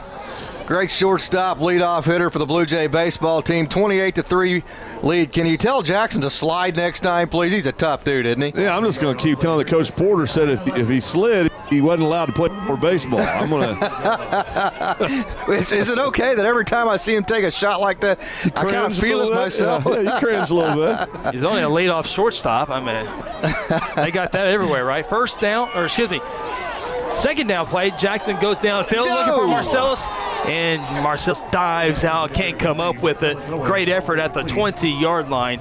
Incomplete on second down, and now the Jays will have a third down and 11 play. Phil, you mentioned in your Esker Chevrolet keys of the game, momentum was going to be huge in this, not just from a team perspective, but these kids themselves individually feed off momentum. Marcellus has had some good plays. You felt like he was going to catch that because he's had some momentum individually this evening. Yeah, and he does a good job of closing on a ball, you know, like there we saw it in the first half when he caught that touchdown pass. So that's one you would expect him to catch. Third down and 11. Jackson keeps it. Probably should have handed it off. It's going to be a loss. Lost a yard on the play. Woodward wasn't full this time. Jackson's had some big plays on third down and long. And for the first time tonight, the Blue Jays are going to have to punt the football away. Boomer coaches are pretty excited about that, and none of the players seem to care. No. Okay, well, you can celebrate all you want, but I'm cold. Kind of the reaction they got, wasn't it? Blue Jays going to have to punt this one away, Casey, but they were able to take 4 minutes off the clock. No doubt, and gain field position, which is going to take 4 minutes off the clock just to get Woodward back to midfield if they're able to do so. Good. See, Roach? Good snap by Kel Coffin. David Vargas with a nice punt. It goes bouncing around and will be down there. So Woodward will have the football with 4:06 to play in the third quarter. Blue Jays with a 28-3 lead, a 35-yard punt for David Vargas in around his season average. Vargas has been the secret weapon for this Blue Jay team this year. Nobody all the way really back to week 0 with Enid. He had saved the Blue Jays several times on the punts. Missed his first field goal of the year tonight. Yes. Is 6 for 7 on the year. Has he missed an extra point yet? Yeah, I think he missed one tonight. Extra point. But I think he missed 4 coming in tonight's game. Okay, but he's been very good on that. They haven't necessarily been a great punter. He kicks the ball off very well, so secret weapon for the Blue Jays. A shotgun snap, regardless, it's still a handoff, and again, no pickup, maybe lost a yard on the play. Second down and 11. I'll give a shout out to the soccer coaches, Monty Myers and Ted Lawson. Usually that's a situation where the Blue Jays need a kicker. You go to Coach Lawson or Coach Myers and you go, hey man, you have somebody who's a tough-minded kid that can kick the snot out of a ball, and they've come up with several of them, and they've been very big weapons for this Blue Jay program throughout the years. You think of all the good kickers, from the Penrods to the J-Bo Hensleys to all of those guys. You know, you always talk about the Kai Staleys and And the DeMarco Joneses, you forget. Russell the kicking, Rush. Yeah, Russell Rush. The kicking game has been huge, too. Hank Hudson, yeah. Second down and 10. We'll go downstairs with a report from Phil, and we have a penalty here. And nope, a timeout taken. We'll go ahead and keep it here. I think we're going to be okay on commercial breaks. And it scares me a little bit, Phil. You're laughing in my ear. I got the giggles when Casey said kick the snot out of the ball. I mean, that's a mental image that many of us don't want to really see. Well, it is 35, 34 degrees out there. Well, yeah, but all that stuff's frozen at this point. Yeah, so. Yeah, and when the ball gets hard, it gets slicker than snot on a doorknob, right? Oh, boy. We need to get something going in the game. Real quick. While we got time, a reminder for all you listeners out there on 93.7 FM KSBI, as well on Guthrie News page Facebook Live. And we like to have our YouTube feed, but not enough bandwidth, so we're on Facebook tonight. But regardless, this is our last broadcast on 93.7 as far as this next week and the week after, as OSU basketball, I guess, have first dibs over Guthrie football. So we will have it on the either Facebook or YouTube, but we'll also have it on Guthrie Radio next week on the internet. I was listening to the 0-2 Chickasha Guthrie game. It was played at Oklahoma, and there was a commercial that said, "Stay tuned for Oklahoma State basketball will be tape delayed after the Guthrie football game." We used to take precedent over OSU basketball in the early 2000s. Second down and 10, a 1-yard pickup on a simple run play on the right tackle. Scannell on the tackle for the Jays, and they're not going to. I don't think they're going to do that anymore. When are colleges going to learn to stay away from high school nights? It's Friday just nights. not fair. Yeah. People who want to watch both, I want to go to OSU basketball games. I want to listen or watch to OSU basketball. If you're a Stillwater Pioneer fan, you had OSU football twice this year already. Now you got Stillwater basketball, and you're making your fans choose which one to go to. It's absolutely ridiculous. I just I don't understand it. There will be Guthrie football broadcasting no matter how, and we'll remind you throughout the week on social media. Third down and 9 for the Boomers from their own 15-yard line. They'll throw it, have all day, go downfield, and it's going to be caught at the 35 to the 40 midfield in the Guthrie territory at the 45 to the 40, and tackled inside the 35-yard line, close to the 30. They're marked at the 31, so a big play there for the Boomers. 24, Drake Parker came out of the backfield to bring it catch. Yep, that's one of those drag routes again, and one of those situations to where you start in one person's zone, and when a defense plays zone defense, and then you cross about 3 different zones, so they have to pass you off about 3 different times, and if you're able to have enough time to throw it and execute, it's impossible to stop. 55-yard reception for the Boomers, down 28-3. Got to get going here. A handoff on the right side is Marlette. Not much there, and been talking to a lot of former Guthrie football players. They're like, where was this video string when we were playing football? But it's a new edition. We had flip phones back then. That's what I was want to tell them. But we were on phone lines. It was a different world. We did our best. Yeah, we tried. Yeah, we did our best.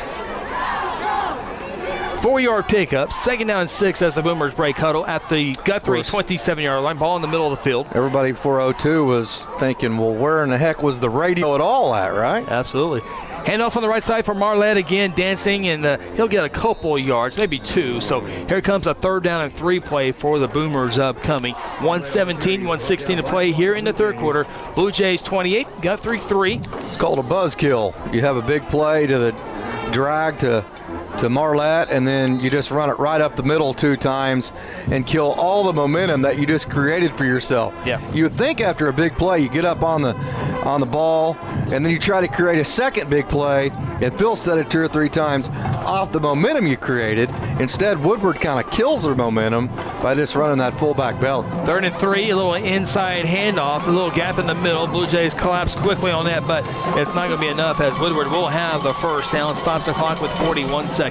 That counter play that you just saw squarely has been their best play for Woodward so far tonight. It was a great play for Piedmont a week ago. You have a very well-coached defense like Coach Beebe is, and your linebackers actually read pulling guards, and they chase flow properly.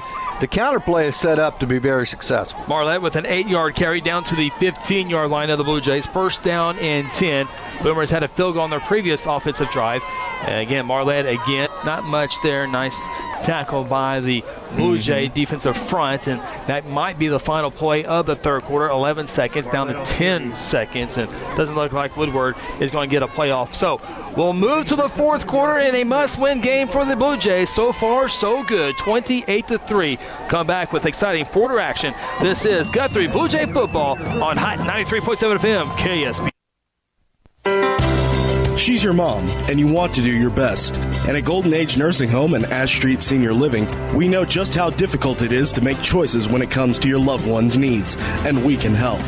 You'll find caring, supportive staff members and a full range of healthcare services. You'll also find a commitment to quality throughout all of our nursing home and healthcare agencies. Call Golden Age Nursing Home at 282-0144 or Ash Street Senior Living at 282-2000. You want to do your best, and so do we. Sports, a powerful force in our society. Through sports, the Fellowship of Christian Athletes impacts the young people of our nation. Our ministry offers them faith, integrity, and values in the face of an often confusing world. What we all have in common is our love for Jesus Christ and our desire to share our faith with others. Because as long as there are sports, there will be a Fellowship of Christian Athletes. To learn more, call 1-800-289-0909 or visit fca.org. Alongside Jordan in our Stillwater studio, Phil Nichols, Kevin Roach, Craig Fleck, Casey Porter, Chris Evans with you. It takes a lot to do a show, but it's been a good one so far tonight. Blue Jays on top of Woodward, 28-3 start of the fourth quarter. Boomers have the football, second down and 7 at the Guthrie 12-yard line. Ball's on the near hash mark. Hand off to Marlette, right side, stuffed at the line of scrimmage. They'll get him the 12, which is the line of scrimmage. So here comes a third down and 7 play for Woodward.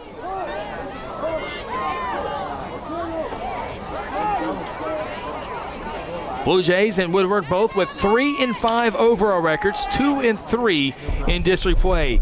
Blue Jays get a win, move on to Guyman, qualify for the playoffs. Woodward, they lose tonight, their playoff hopes come to an end. If Guthrie wins tonight and is already in the playoffs and Guyman's already out, can we just send him a check for a couple $1,000s and call it good? Got to get the win. And on third down, Dane Jenkins and a host of other Blue Jays take down the running back.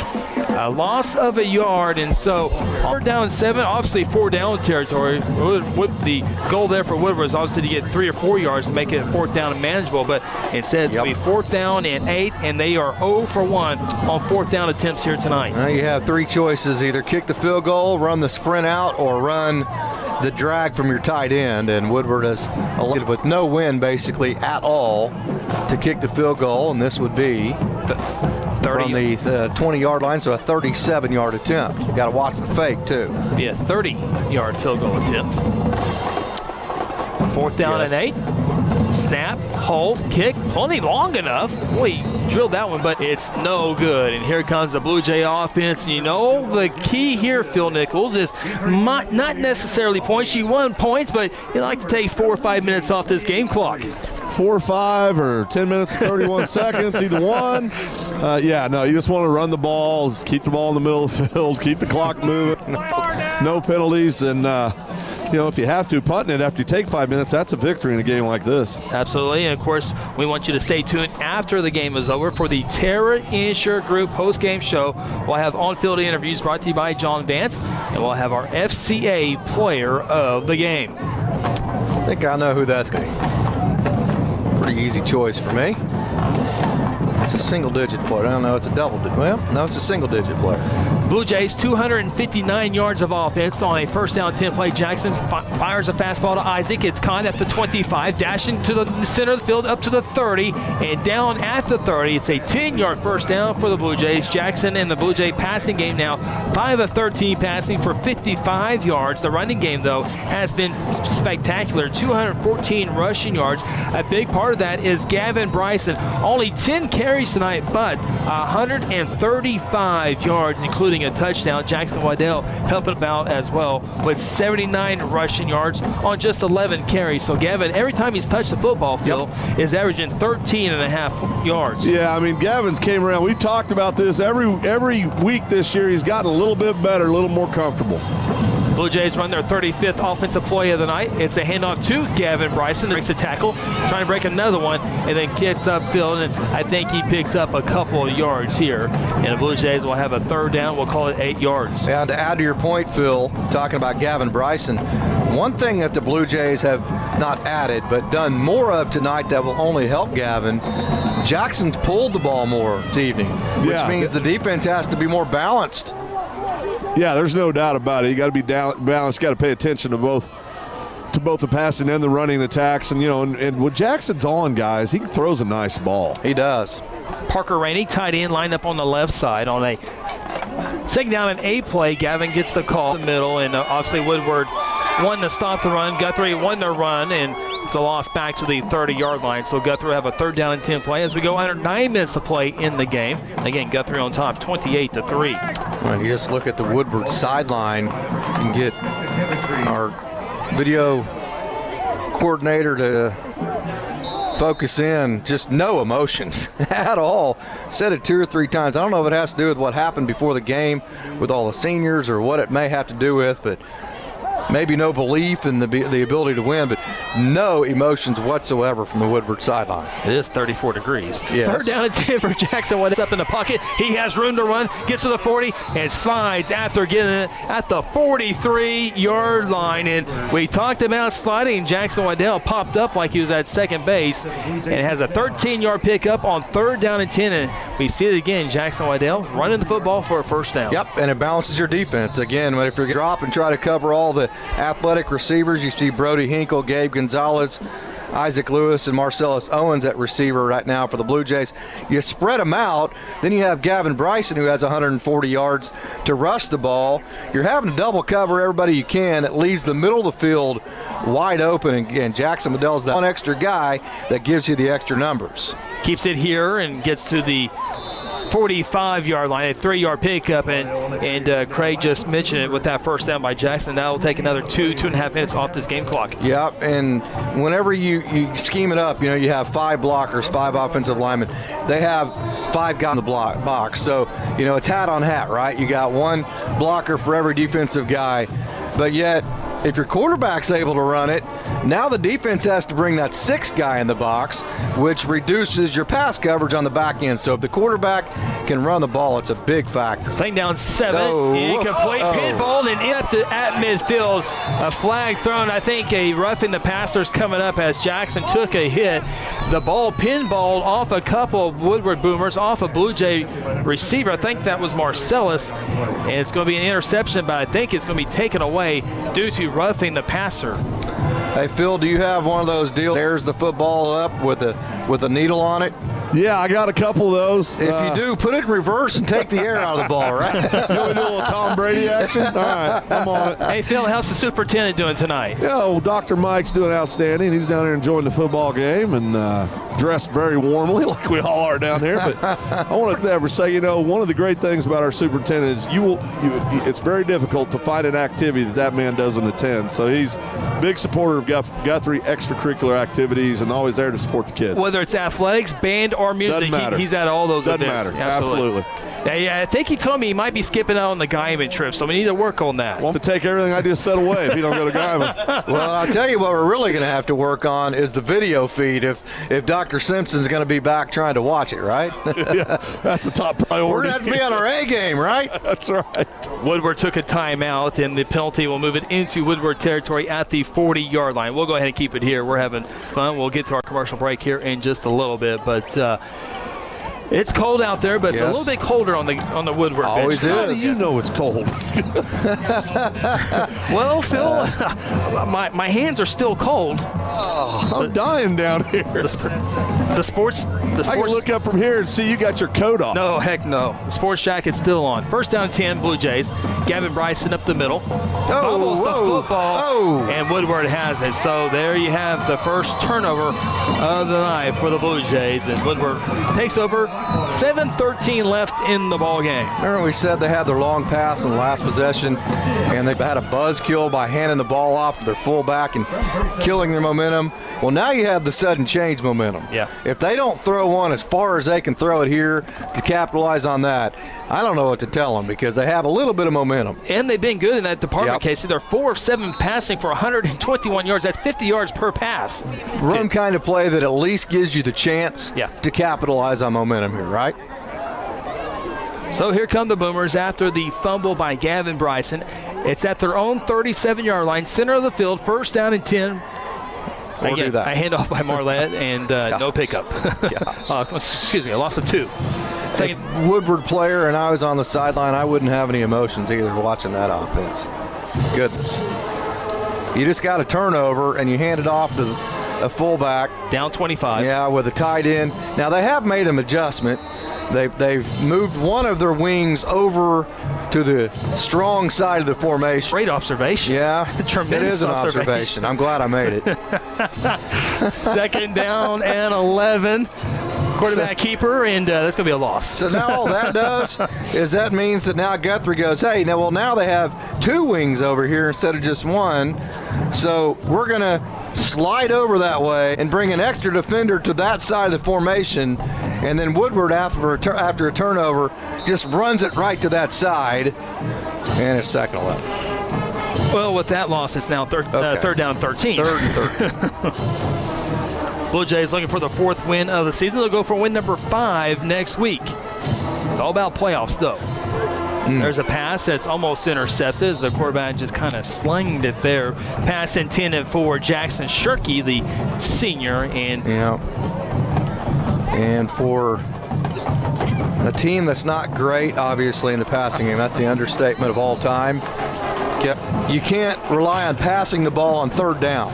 If you're going to have any success in the passing game, it's going to have to be on first down because it has to be somewhat of an element of surprise. Fourth down and 13. Woodward will line up in punt formation. Midway point of the 4th. Phil, mute your microphone. It's a high punt, short punt. Here comes Marcellus Owens with from the 37, gets to the 40, 45, and gets almost up the midfield. It'll be first down and 10. So here comes Jackson Waddell and the Blue Jay offense. Marcellus is going to fair catch that ball? 0. All you can eat right now. 25 points here in the 4th quarter. Go ahead and get you some. How cold do those gold chairs look down there on that Woodward home side bleachers? Goodness, it looks cold down there, doesn't it? Good work, Roach. The video work tonight has been fantastic. It really has. First class. I meant to say that a couple. It has just been with one camera system, and he does a job of like 2 or 3 cameras. He really does. He is a first-class coordinator.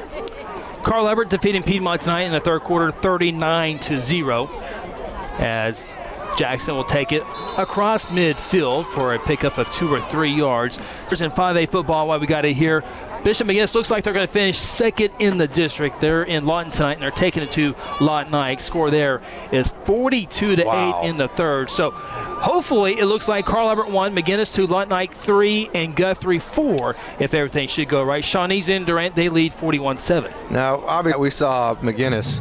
They didn't impress us a whole lot, but we saw Lawton Ike a couple weeks ago. We saw how impressive of athletes they have.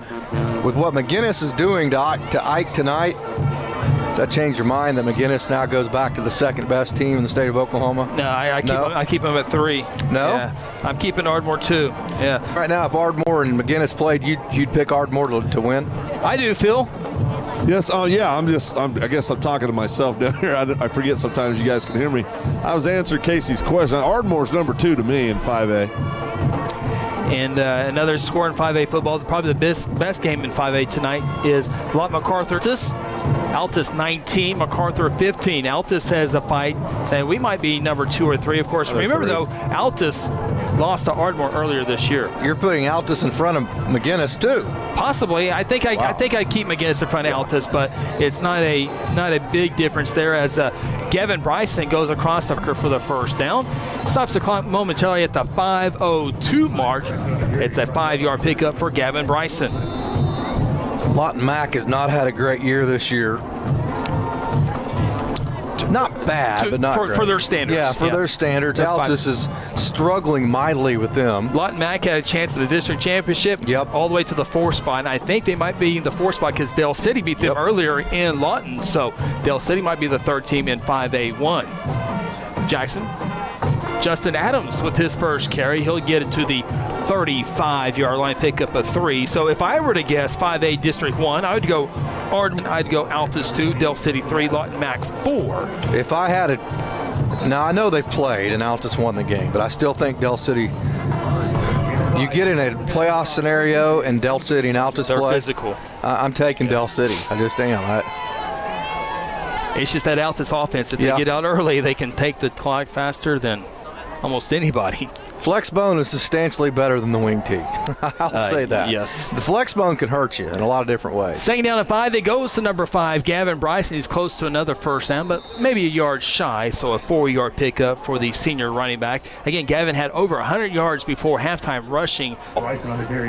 Would you not get bored calling plays in the wing tee system? system? It's the same thing. It's like there's 4 plays. There is 4. You have the counter, you have the belly, you have the toss, and then you have the quarterback duck off of that, and or maybe a quarterback sweep.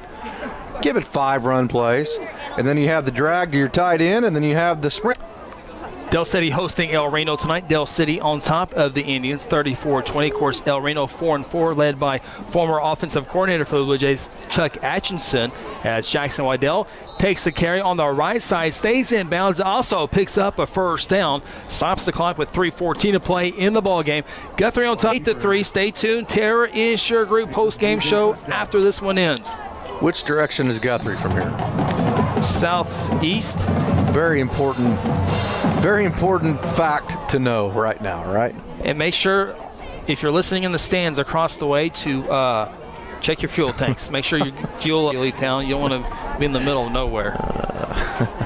I think there's probably a self-automated fuel pump and ceiling. What's the over-under on fans next week in Guyman? Well, we got, 70 tonight? 70 fans? Gavin Bryson, handoff, right side. About a 9-yard pickup for Gavin as he's going to finish the night strong. He started the strong, and he's going to finish it strong. Why does Woodward, to me, maybe it's just been here so many times, it doesn't feel like a long trip like Lawton did. You know, yeah, you're right. It was a pretty good trip up here, and it said 34 miles to Woodward. I said, oh, wow, we're already here. But on the same side, it said 158 miles to Guyman. Yeah, I know. You know how I know? You leave. I get to go every year. Every year. Well, I went with baseball last spring. Yeah. Guyman needs to continue to grow. Phil asked, I asked, when do we leave next week? And Phil said Thursday night. Second down and 1, and the Blue Jays are close to it. In a plane. Phil, are you lined up for us next week? Boys, I'm going to have to tell you again, I like my pilots like I like my heart surgeons full time. So, no, that will not happen. We will be driving to beautiful Guyman, Oklahoma. Porter, I think Porter's driving. No, that would be incorrect. Phil, you're driving. I kind of like the arrangement we had tonight, so I'd like to stick with that. Well, you're going to have Coach Bennett and Coach Perrington going, and I'm not sure you're going to get that one done. I bet I can bribe them. Okay, well, get on it. I bet if I wave one little C note on him, I bet Bennett's behind the wheel. You got a lot encouraging to do this week. Just brag on his ribs a little bit. Third down and 1. Blue Jays with a pistol. One more first down. They can ice it with a couple of victory formations, and they will. Why not? Gavin Bryson, Phil. He started the night off with a bang. He finishes it off with a bang. Yeah, he's definitely the player of the game tonight. In my book, be the second time this year Gavin's done an outstanding job. Like we said, he's gotten a little bit better every week, getting more familiar with that position. Really, really job. Hey, and by the way, Phil, get this right, okay? Don't get this wrong. Coach Bennett does not have good ribs. He has great ribs. They're the best ribs in the history of time. Well, we're talking about the kind of ribs you eat, just so everybody knows. I mean, it's be clear about that. You can't stop eating them whenever it makes them. They're outstanding. I mean, the kind he could actually go sell that stuff. Oh yeah. Here comes the victory formation, and maybe Craig Fleck is Phil. Maybe Craig Fleck's our most valuable player. We were driving up here, Casey, as we had separate vehicles, because that's how we roll here. Delayed game taking by Guthrie. But Craig said the game would be. We were going off of scores and what will happen. Craig Fleck said the game would be over by 9 o'clock. Yes. It's 9:05. Oh, Flecky, you're close. Hey, by the way, Phil, you better reach pretty deep into your pockets. Just got a text message from Coach Bennett. He said $100 isn't enough.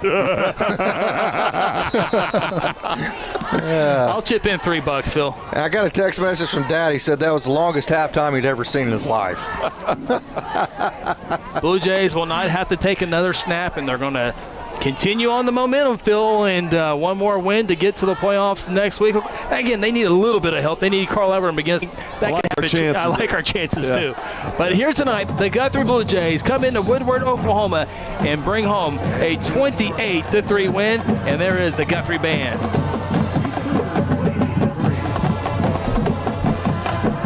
We'll take a timeout when we come up. It's one of my favorite times of the show, the Insure Group post-game show. Blue Jays win 28-3. Timeout. This is Guthrie Blue Jay Football on Hot 93.7 FM, KSBI. Hey, Blue Jay fans, Eskridge Chevrolet is a proud supporter of Guthrie High School sports. This season, Eskridge Chevrolet at I-35 in Guthrie is cheering you and will help you score a game-winning deal in getting the new or used vehicle that you need. Don't worry about your credit history. Eskridge Chevy can get you approved. Come see us at Eskridge Chevrolet, just a short drive to I-35 and the Guthrie exit on Division Street. Call 1-800-NEW-CHEVY or visit EskridgeChevy.com. Every slush flavor someone could ever want. This is basically slush headquarters. For sour blue raspberry plans world domination. Well, not if Lemonberry has anything to say about it. Lemonberry, you're already sour. Come to the sour side. Never. I'll never join you. Refreshment just got colorful with new slush flavors like blue raspberry made with Nerds candy and with the 99-cent morning drink stop. Sonic at I-35 and Highway 33. This is how you Sonic.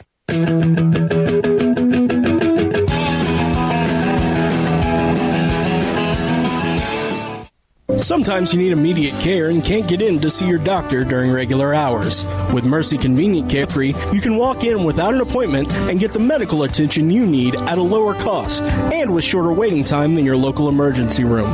The Mercy Convenient Care is located at 2919 South Division. For any concerns, call 405-282-6301. Services are provided by Mercy Hospital Logan. Choose Guthrie. Choose Mercy.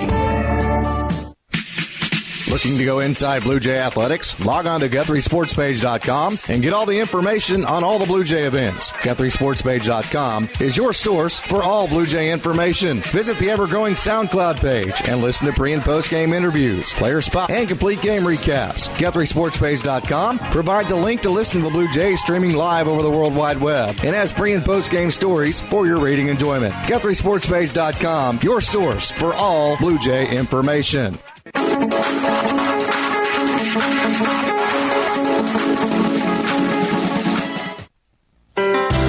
She's your mom, and you want to do your best. And at Golden Age Nursing Home and Ash Street Senior Living, we know just how difficult it is to make choices when it comes to your loved one's needs, and we can help. You'll find caring, supportive staff members and a full range of healthcare services. You'll also find a commitment to quality throughout all home and healthcare agencies. Call Golden Age Nursing Home at 282-0144 or Ash Street Senior Living at 282-2000. You want to do your best, and so do we. For decades, Guthrie Athletics has been a source of pride in the Guthrie community. Hi, I'm Merritt Roberts, a supporter and Farm Bureau agent for many, many years. I want to wish all the Guthrie student athletes not only a great season on the field, course, track, or court, but in the classroom as well. If integrity, honesty, and accessibility are important to you, call Farm Bureau at 620-4920 and ask for Merritt. I would welcome the opportunity to give you a professional evaluation of your insurance needs or talk about the Jays.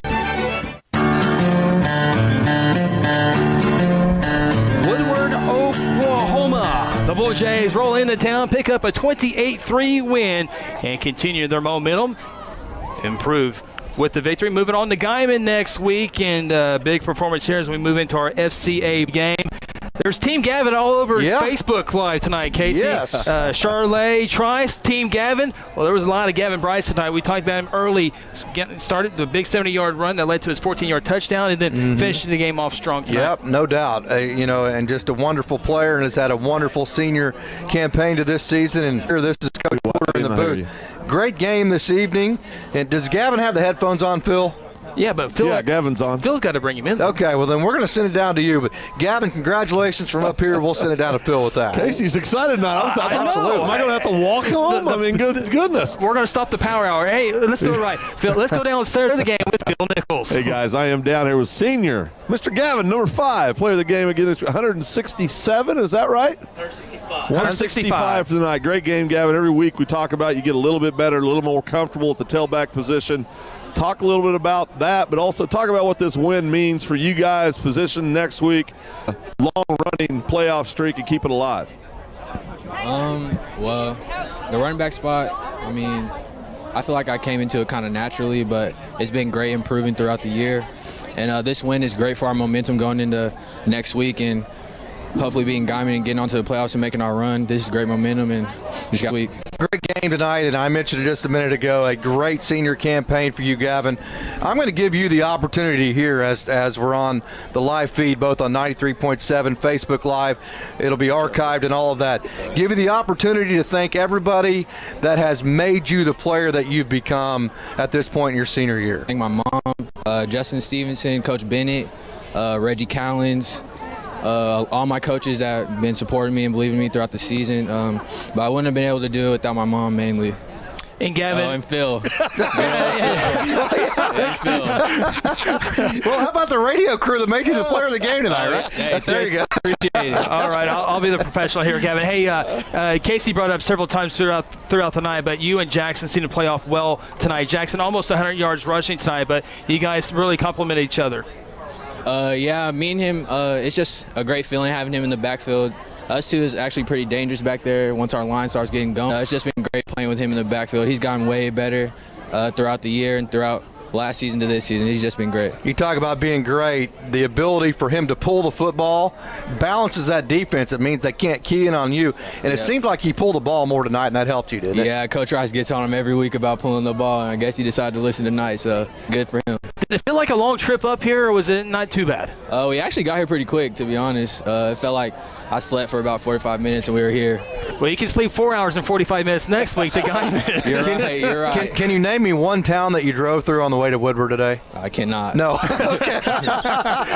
Well, Kingfisher. Well, you ran 165 yards. Enjoy your ride back home, and best of luck. Have a great week of practice, and we'll talk to you next week in lovely Guyman, Oklahoma. I will. Thank you, guys. Gavin Bryson, tonight's FCA Player of the Game. Of course, all of our interviews down on the field are brought to you by the John Vance Motors Auto Group.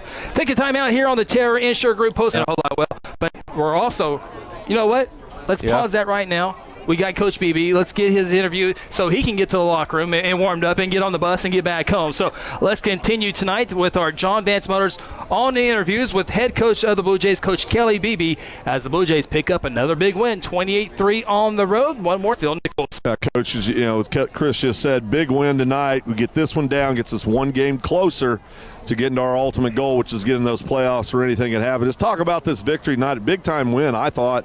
Played really tough football, had some great individual performances, but as overall as a squad, that defense kept that hawking defense, interceptions, football. Talk a little bit about the kids tonight overall and what this win means. Well, the first thing I want to say is I want to congratulate Coach Hicks and his staff. I think the radio team here is kind of giving fans out there an idea of what they went through prior to the game with their senior situation. And I grabbed Craig after the game, and that I had a tremendous amount of respect for him sticking to his guns in that situation, and losing a battle to win a war. I felt like his kids came out and were galvanized by the situation. He told me he felt like they had more team chemistry tonight than they'd had the whole year. Those young kids just kind of bonded together and said, it's us now. And they played as clean a football game as we've ever had a Woodward football team play. And I told their athletic director the same thing. Had one kid act like a knucklehead there just real quick, and he left the field, never came back. So, that kind of led into our strategy there at the end of the ball game to just try to chew clock and take a knee right there out of respect for what had happened tonight. As far as us goes, it was a playoff type football as far as run defense, running the football, throwing it when we had to. I thought David kicked the ball extremely well tonight. Three-phase game, and this time of year when it's cold, defense travels, run game travels, and attitude travels. And all around. I thought the coaches did an outstanding job tonight. And Coach Young defensively making adjustments throughout the game with our up top guys, and then Coach Mick and Coach Rice, Coach Pshew, and Coach Sanders making adjustments. Because they showed us 3 different defenses that they bounced in and out of. So very difficult night as far as schematically, and I thought our coaches. Which we were bragging with Gavin a little bit, the way him and Jackson were able to complement each other, as Jackson almost had 100 yards rushing. We have Gavin for 165, but give credit to the offensive line. There was a couple big holes, that big 70-yard run there by Gavin that eventually led to the first score of the game. Well, I can remember Jamal on a trap pull and Johnny on a trap pull that were, as I've seen all year long. That offensive line has had a lot of working parts on it. JB's been hurt. We got Dollar out right now. We played 2 or 3 guards, and that's a unit that just needs playing time and consistency together. I know it's week 9, but they've still had a lot of working parts. And most of the time in October and November, you're as good line. So that's a unit that I'm proud of tonight. 28-3 that played physical football, and a unit that needs to continue to improve for us. First cold night of the year, Coach, for the most part. First windy night, whenever you combine that with the cold weather, and you come on the road a long ways away. I know that had to be worrisome, Coach, but your kids handled the elements great. Well, it was something we talked about during the week. I let them know what the forecast was on Monday and let them know it was going to be cold and let them know to deal with it. I always remember the 2007 Tulsa East Central game. Israel Esco came over to the bench and said, "Coach, we're going to win." I said, "Well, I know we're going to." He said, "Look," and they were standing over there around a heater. They were worried about the elements, not the game. And that's got to be our mantra here. We just got to be tough. Tough will beat talent a lot of times, and that's what we preach to the kids. The wind did lay for us tonight. We were fortunate to get the win in the first and the fourth, and I thought that was beneficial in the kicking game. Coach Beebe, got your Halloween costume ready for Tuesday? No. You're going to go as a football coach, right? I know my youngest daughter does.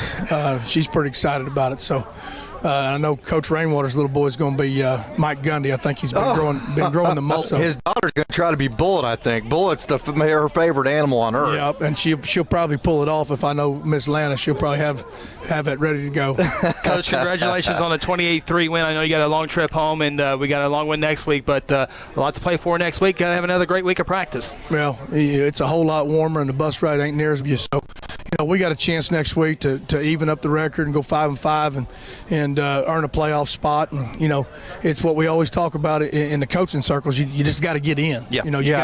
You got to get to the party to have a chance to dance. So we know we'll draw a tough first round opponent coming out as a 4 road and play, and just be glad you're there and improve and continue to build the program and the culture. Coach, great job. Congratulations. Thank you, fellas. You guys have a safe trip back. There you have it, the head coach of the Guthrie Blue Jays, Coach Kelly Beebe, and the John Vance Motors on-field interviews. Take a time out here on the Terra Insure Group post-game show. Got a lot going on. We're going to talk about that. Some final stats, some final scores, all coming up here after this timeout. This is a Terra Insure Group post-game show.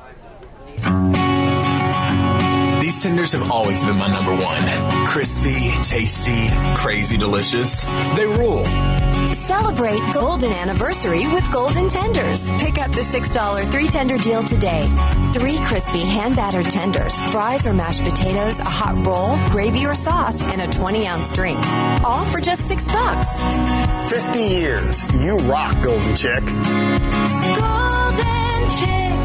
Coming up, Terra Insure Group postgame show featuring stats, highlights, plays of the game, on-field interviews, and the player of the game. F&M Bank is a neighborhood bank with 8 branches and 17 ATM locations across 4 counties in central Oklahoma. F&M Bank can help you with all of your personal, business, and agricultural banking needs. We add efficiency to your business. Check out F&M Bank with online and mobile banking at www.fmbankok.com or download their app and have all of their services in the palm of your hand. F&M Bank is a neighbor you can count on. F&M Bank, member FDIC.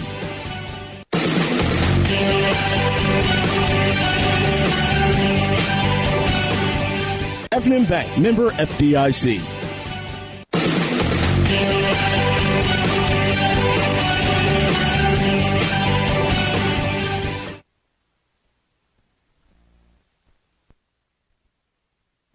You step out of the storm shelter, home has taken a direct hit. You went online and found a policy, but you can't remember who the carrier is. Now, your roof is torn off and your belongings are scattered all over the neighborhood. Where are you going to stay tonight? How do you begin the process of cleaning up? Terra Insurance Group is Guthrie's local one-stop shop for all your insurance needs. The agents at TIG all live within this community and will be there after this you need them the most. Call Terra Insurance Group at 293-4880 or stop by our offices at 2403 South Division across from the Beacon Drive-In. After this, we bring you more from the stadium as the Terra Insure Group postgame show continues. I'm Brian Sturkle with Interbank. You can bank on Guthrie's home team, the professionals at Interbank. Our decision makers and the people who serve you work closely together to provide responsible service and personal attention.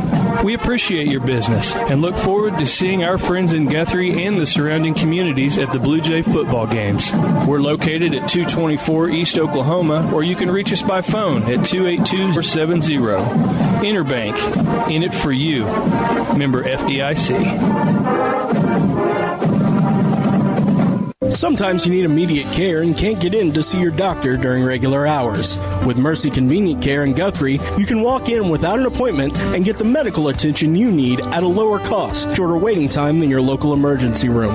The Mercy Convenient Care is located at 2919 South Division. For any concerns, call 405-282-6301. Services are provided by Mercy Hospital, Logan County. Choose Guthrie. Choose Mercy.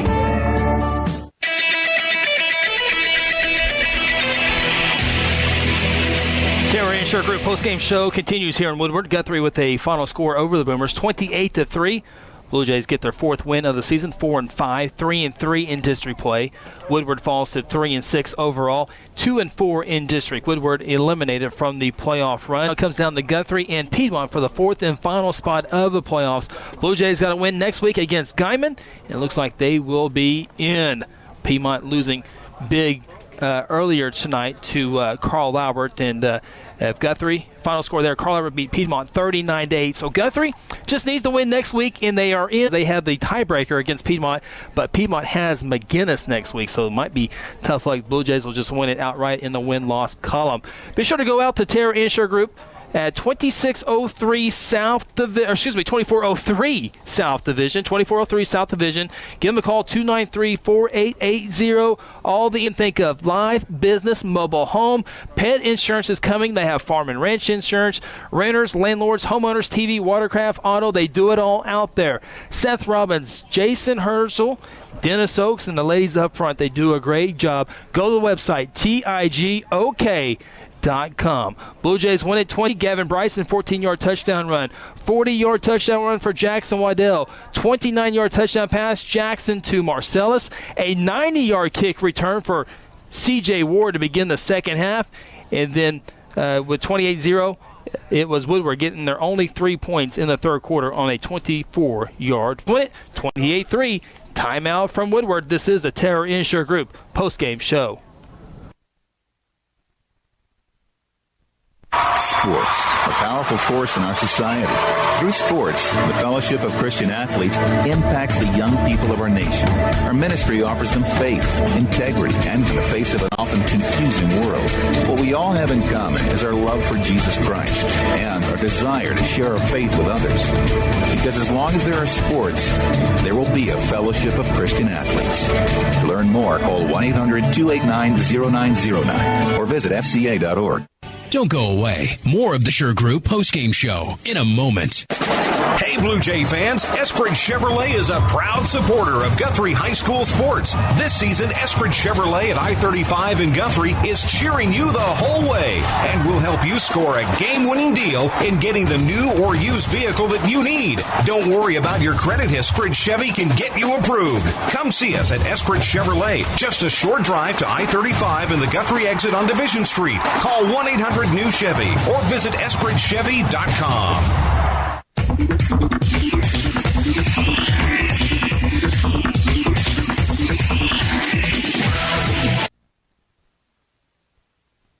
When it comes to Guthrie Blue Jay Athletics, Hayes Funeral Home is a proud supporter from the first game all the way to the championship game. Along with many years of experience in funeral service, the Hayes family brings compassion and professional service during difficult times. Owners Chuck and Lynette Hayes take pride in providing families and their loved ones quality care. Chuck and Lynette have noted families in the Guthrie area for countless years, but have supported Guthrie student athletes succeeding on the playing field and in the classroom. Hayes Funeral Home is located on the corner of Noble and Wentz, or simply give them a call at 405-282-3100. Final thoughts from the stadium are ahead on the Terra Insure Group postgame show. Terra will be helped by lifelong Blue Jay fans, Jason Herzl, Dennis Oakes, and Seth Robbins. They aren't limited to any single provider. They'll work with you to find the carrier and the plan that fits you best. Terra Insure Group is an independent insurance agency specializing in home, auto, and commercial lines of insurance. Call Terra Insure Group at 293-4880. Stop by at 2403 South Division or visit them online at tigok.com. Terra Insure Group, insuring your world. Final segment here on the Terry Insure Group postgame show. So glad to have you on board here tonight on Hot 93.7 FM KSBI. Alongside Roach, Phil Nichols, Craig Fleck, Casey Porter. I am Chris Evans as the Blue Jays win it here in Woodward by a final score of 28-3. Blue Jays just need one win next week in Guyman. Guyman has struggled all season long. Blue Jays will be big favorites on paper, but got to go out there and get it done and secure their 13th spot in a row. The last time the Blue Jays did not qualify for the playoffs was back in 2004, so they will look to continue that momentum. Again, Gavin Bryson, tonight's FCA Player of the Game. Gavin with 165 rushing yards on 18 carries, had one touchdown. Jackson Waddell was pretty good himself, 15 carries, 8 yards, and the Blue Jay running game was simply spectacular. Of course, all this kind of got started on a rough start for the Woodward Boomers as they had 6 seniors basically say, we're done playing football. They were dressed out, were warming up, and said, we're done playing football. Then they had some injuries, and so they had a lot of backup players, and those kids fought hard. In total, they had 8 guys that didn't play tonight, injured, and they had 6 that quit. Linebacker, receiver. Linebacker, running back, defensive back, receiver, all of them. Their best players, their best 8 players did not play tonight. So, by the way, if when Guthrie wins next week, I'll go ahead and say win. Yeah. Okay, and the Blue Jays go to Ardmore, I'll go ahead and make that statement. Slam dunk. 2 good ones, yeah. But pretty safe to say, right? Yes. In that 3-week span, starting tonight, coming to Woodward, then going to Guyman next week, and then going to Ardmore, that is 1,200 miles. You could drive from Guthrie and make it to L.A. in that amount of miles. And that isn't counting Lawton a few weeks ago. Right.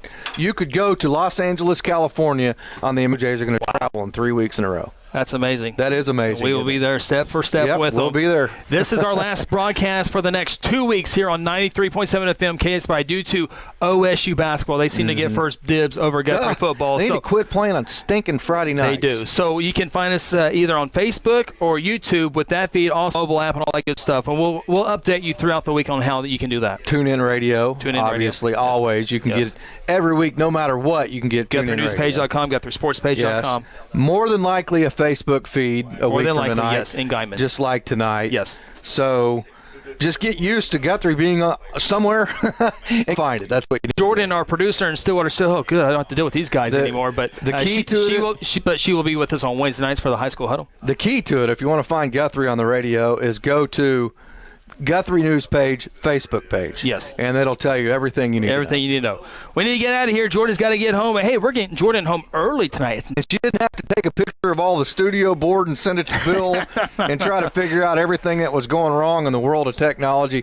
Easy night for everybody, including this Blue Jay football team. Absolutely. Right? Blue Jays win it. Final score, final time, 28-3 over the Boomers. Our next broadcast will be 1 week from tonight. I'm taking my ear. You're done. Okay. All the way in Guyman, Oklahoma. Why don't you come out and have a good time with us in Guyman? If not, be sure to find us somewhere on Guthrie Radio. We'll have a broadcast for you. Our pregame show begins at 6:30. Our kickoff is at 7 o'clock. We do believe that is Central Standard Time. It is Central Standard Time.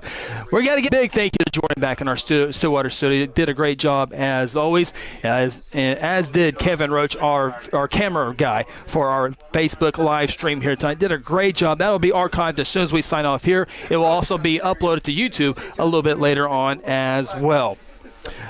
No, actually, we're going to get out here. We're in here on 93.7 FM KSY. If it is the last time on this season, we appreciate all the great folks in Stillwater Studio, but hopefully we got one or two more. But we'll be back on the air Wednesday night for the high school huddle. That begins at 6 o'clock on Wednesday night. Be sure to tune in as we dissect Week 10 of the high school football season and get ready for Week 11, the first round of the playoffs. Should be for my partners, Kevin Roach, Phil Nichols, Craig Fleck, and Casey Porter. I'm Chris Evans. We'll talk to you next week in Guyman, Oklahoma. Have a great weekend, and as always, go Blue Jays.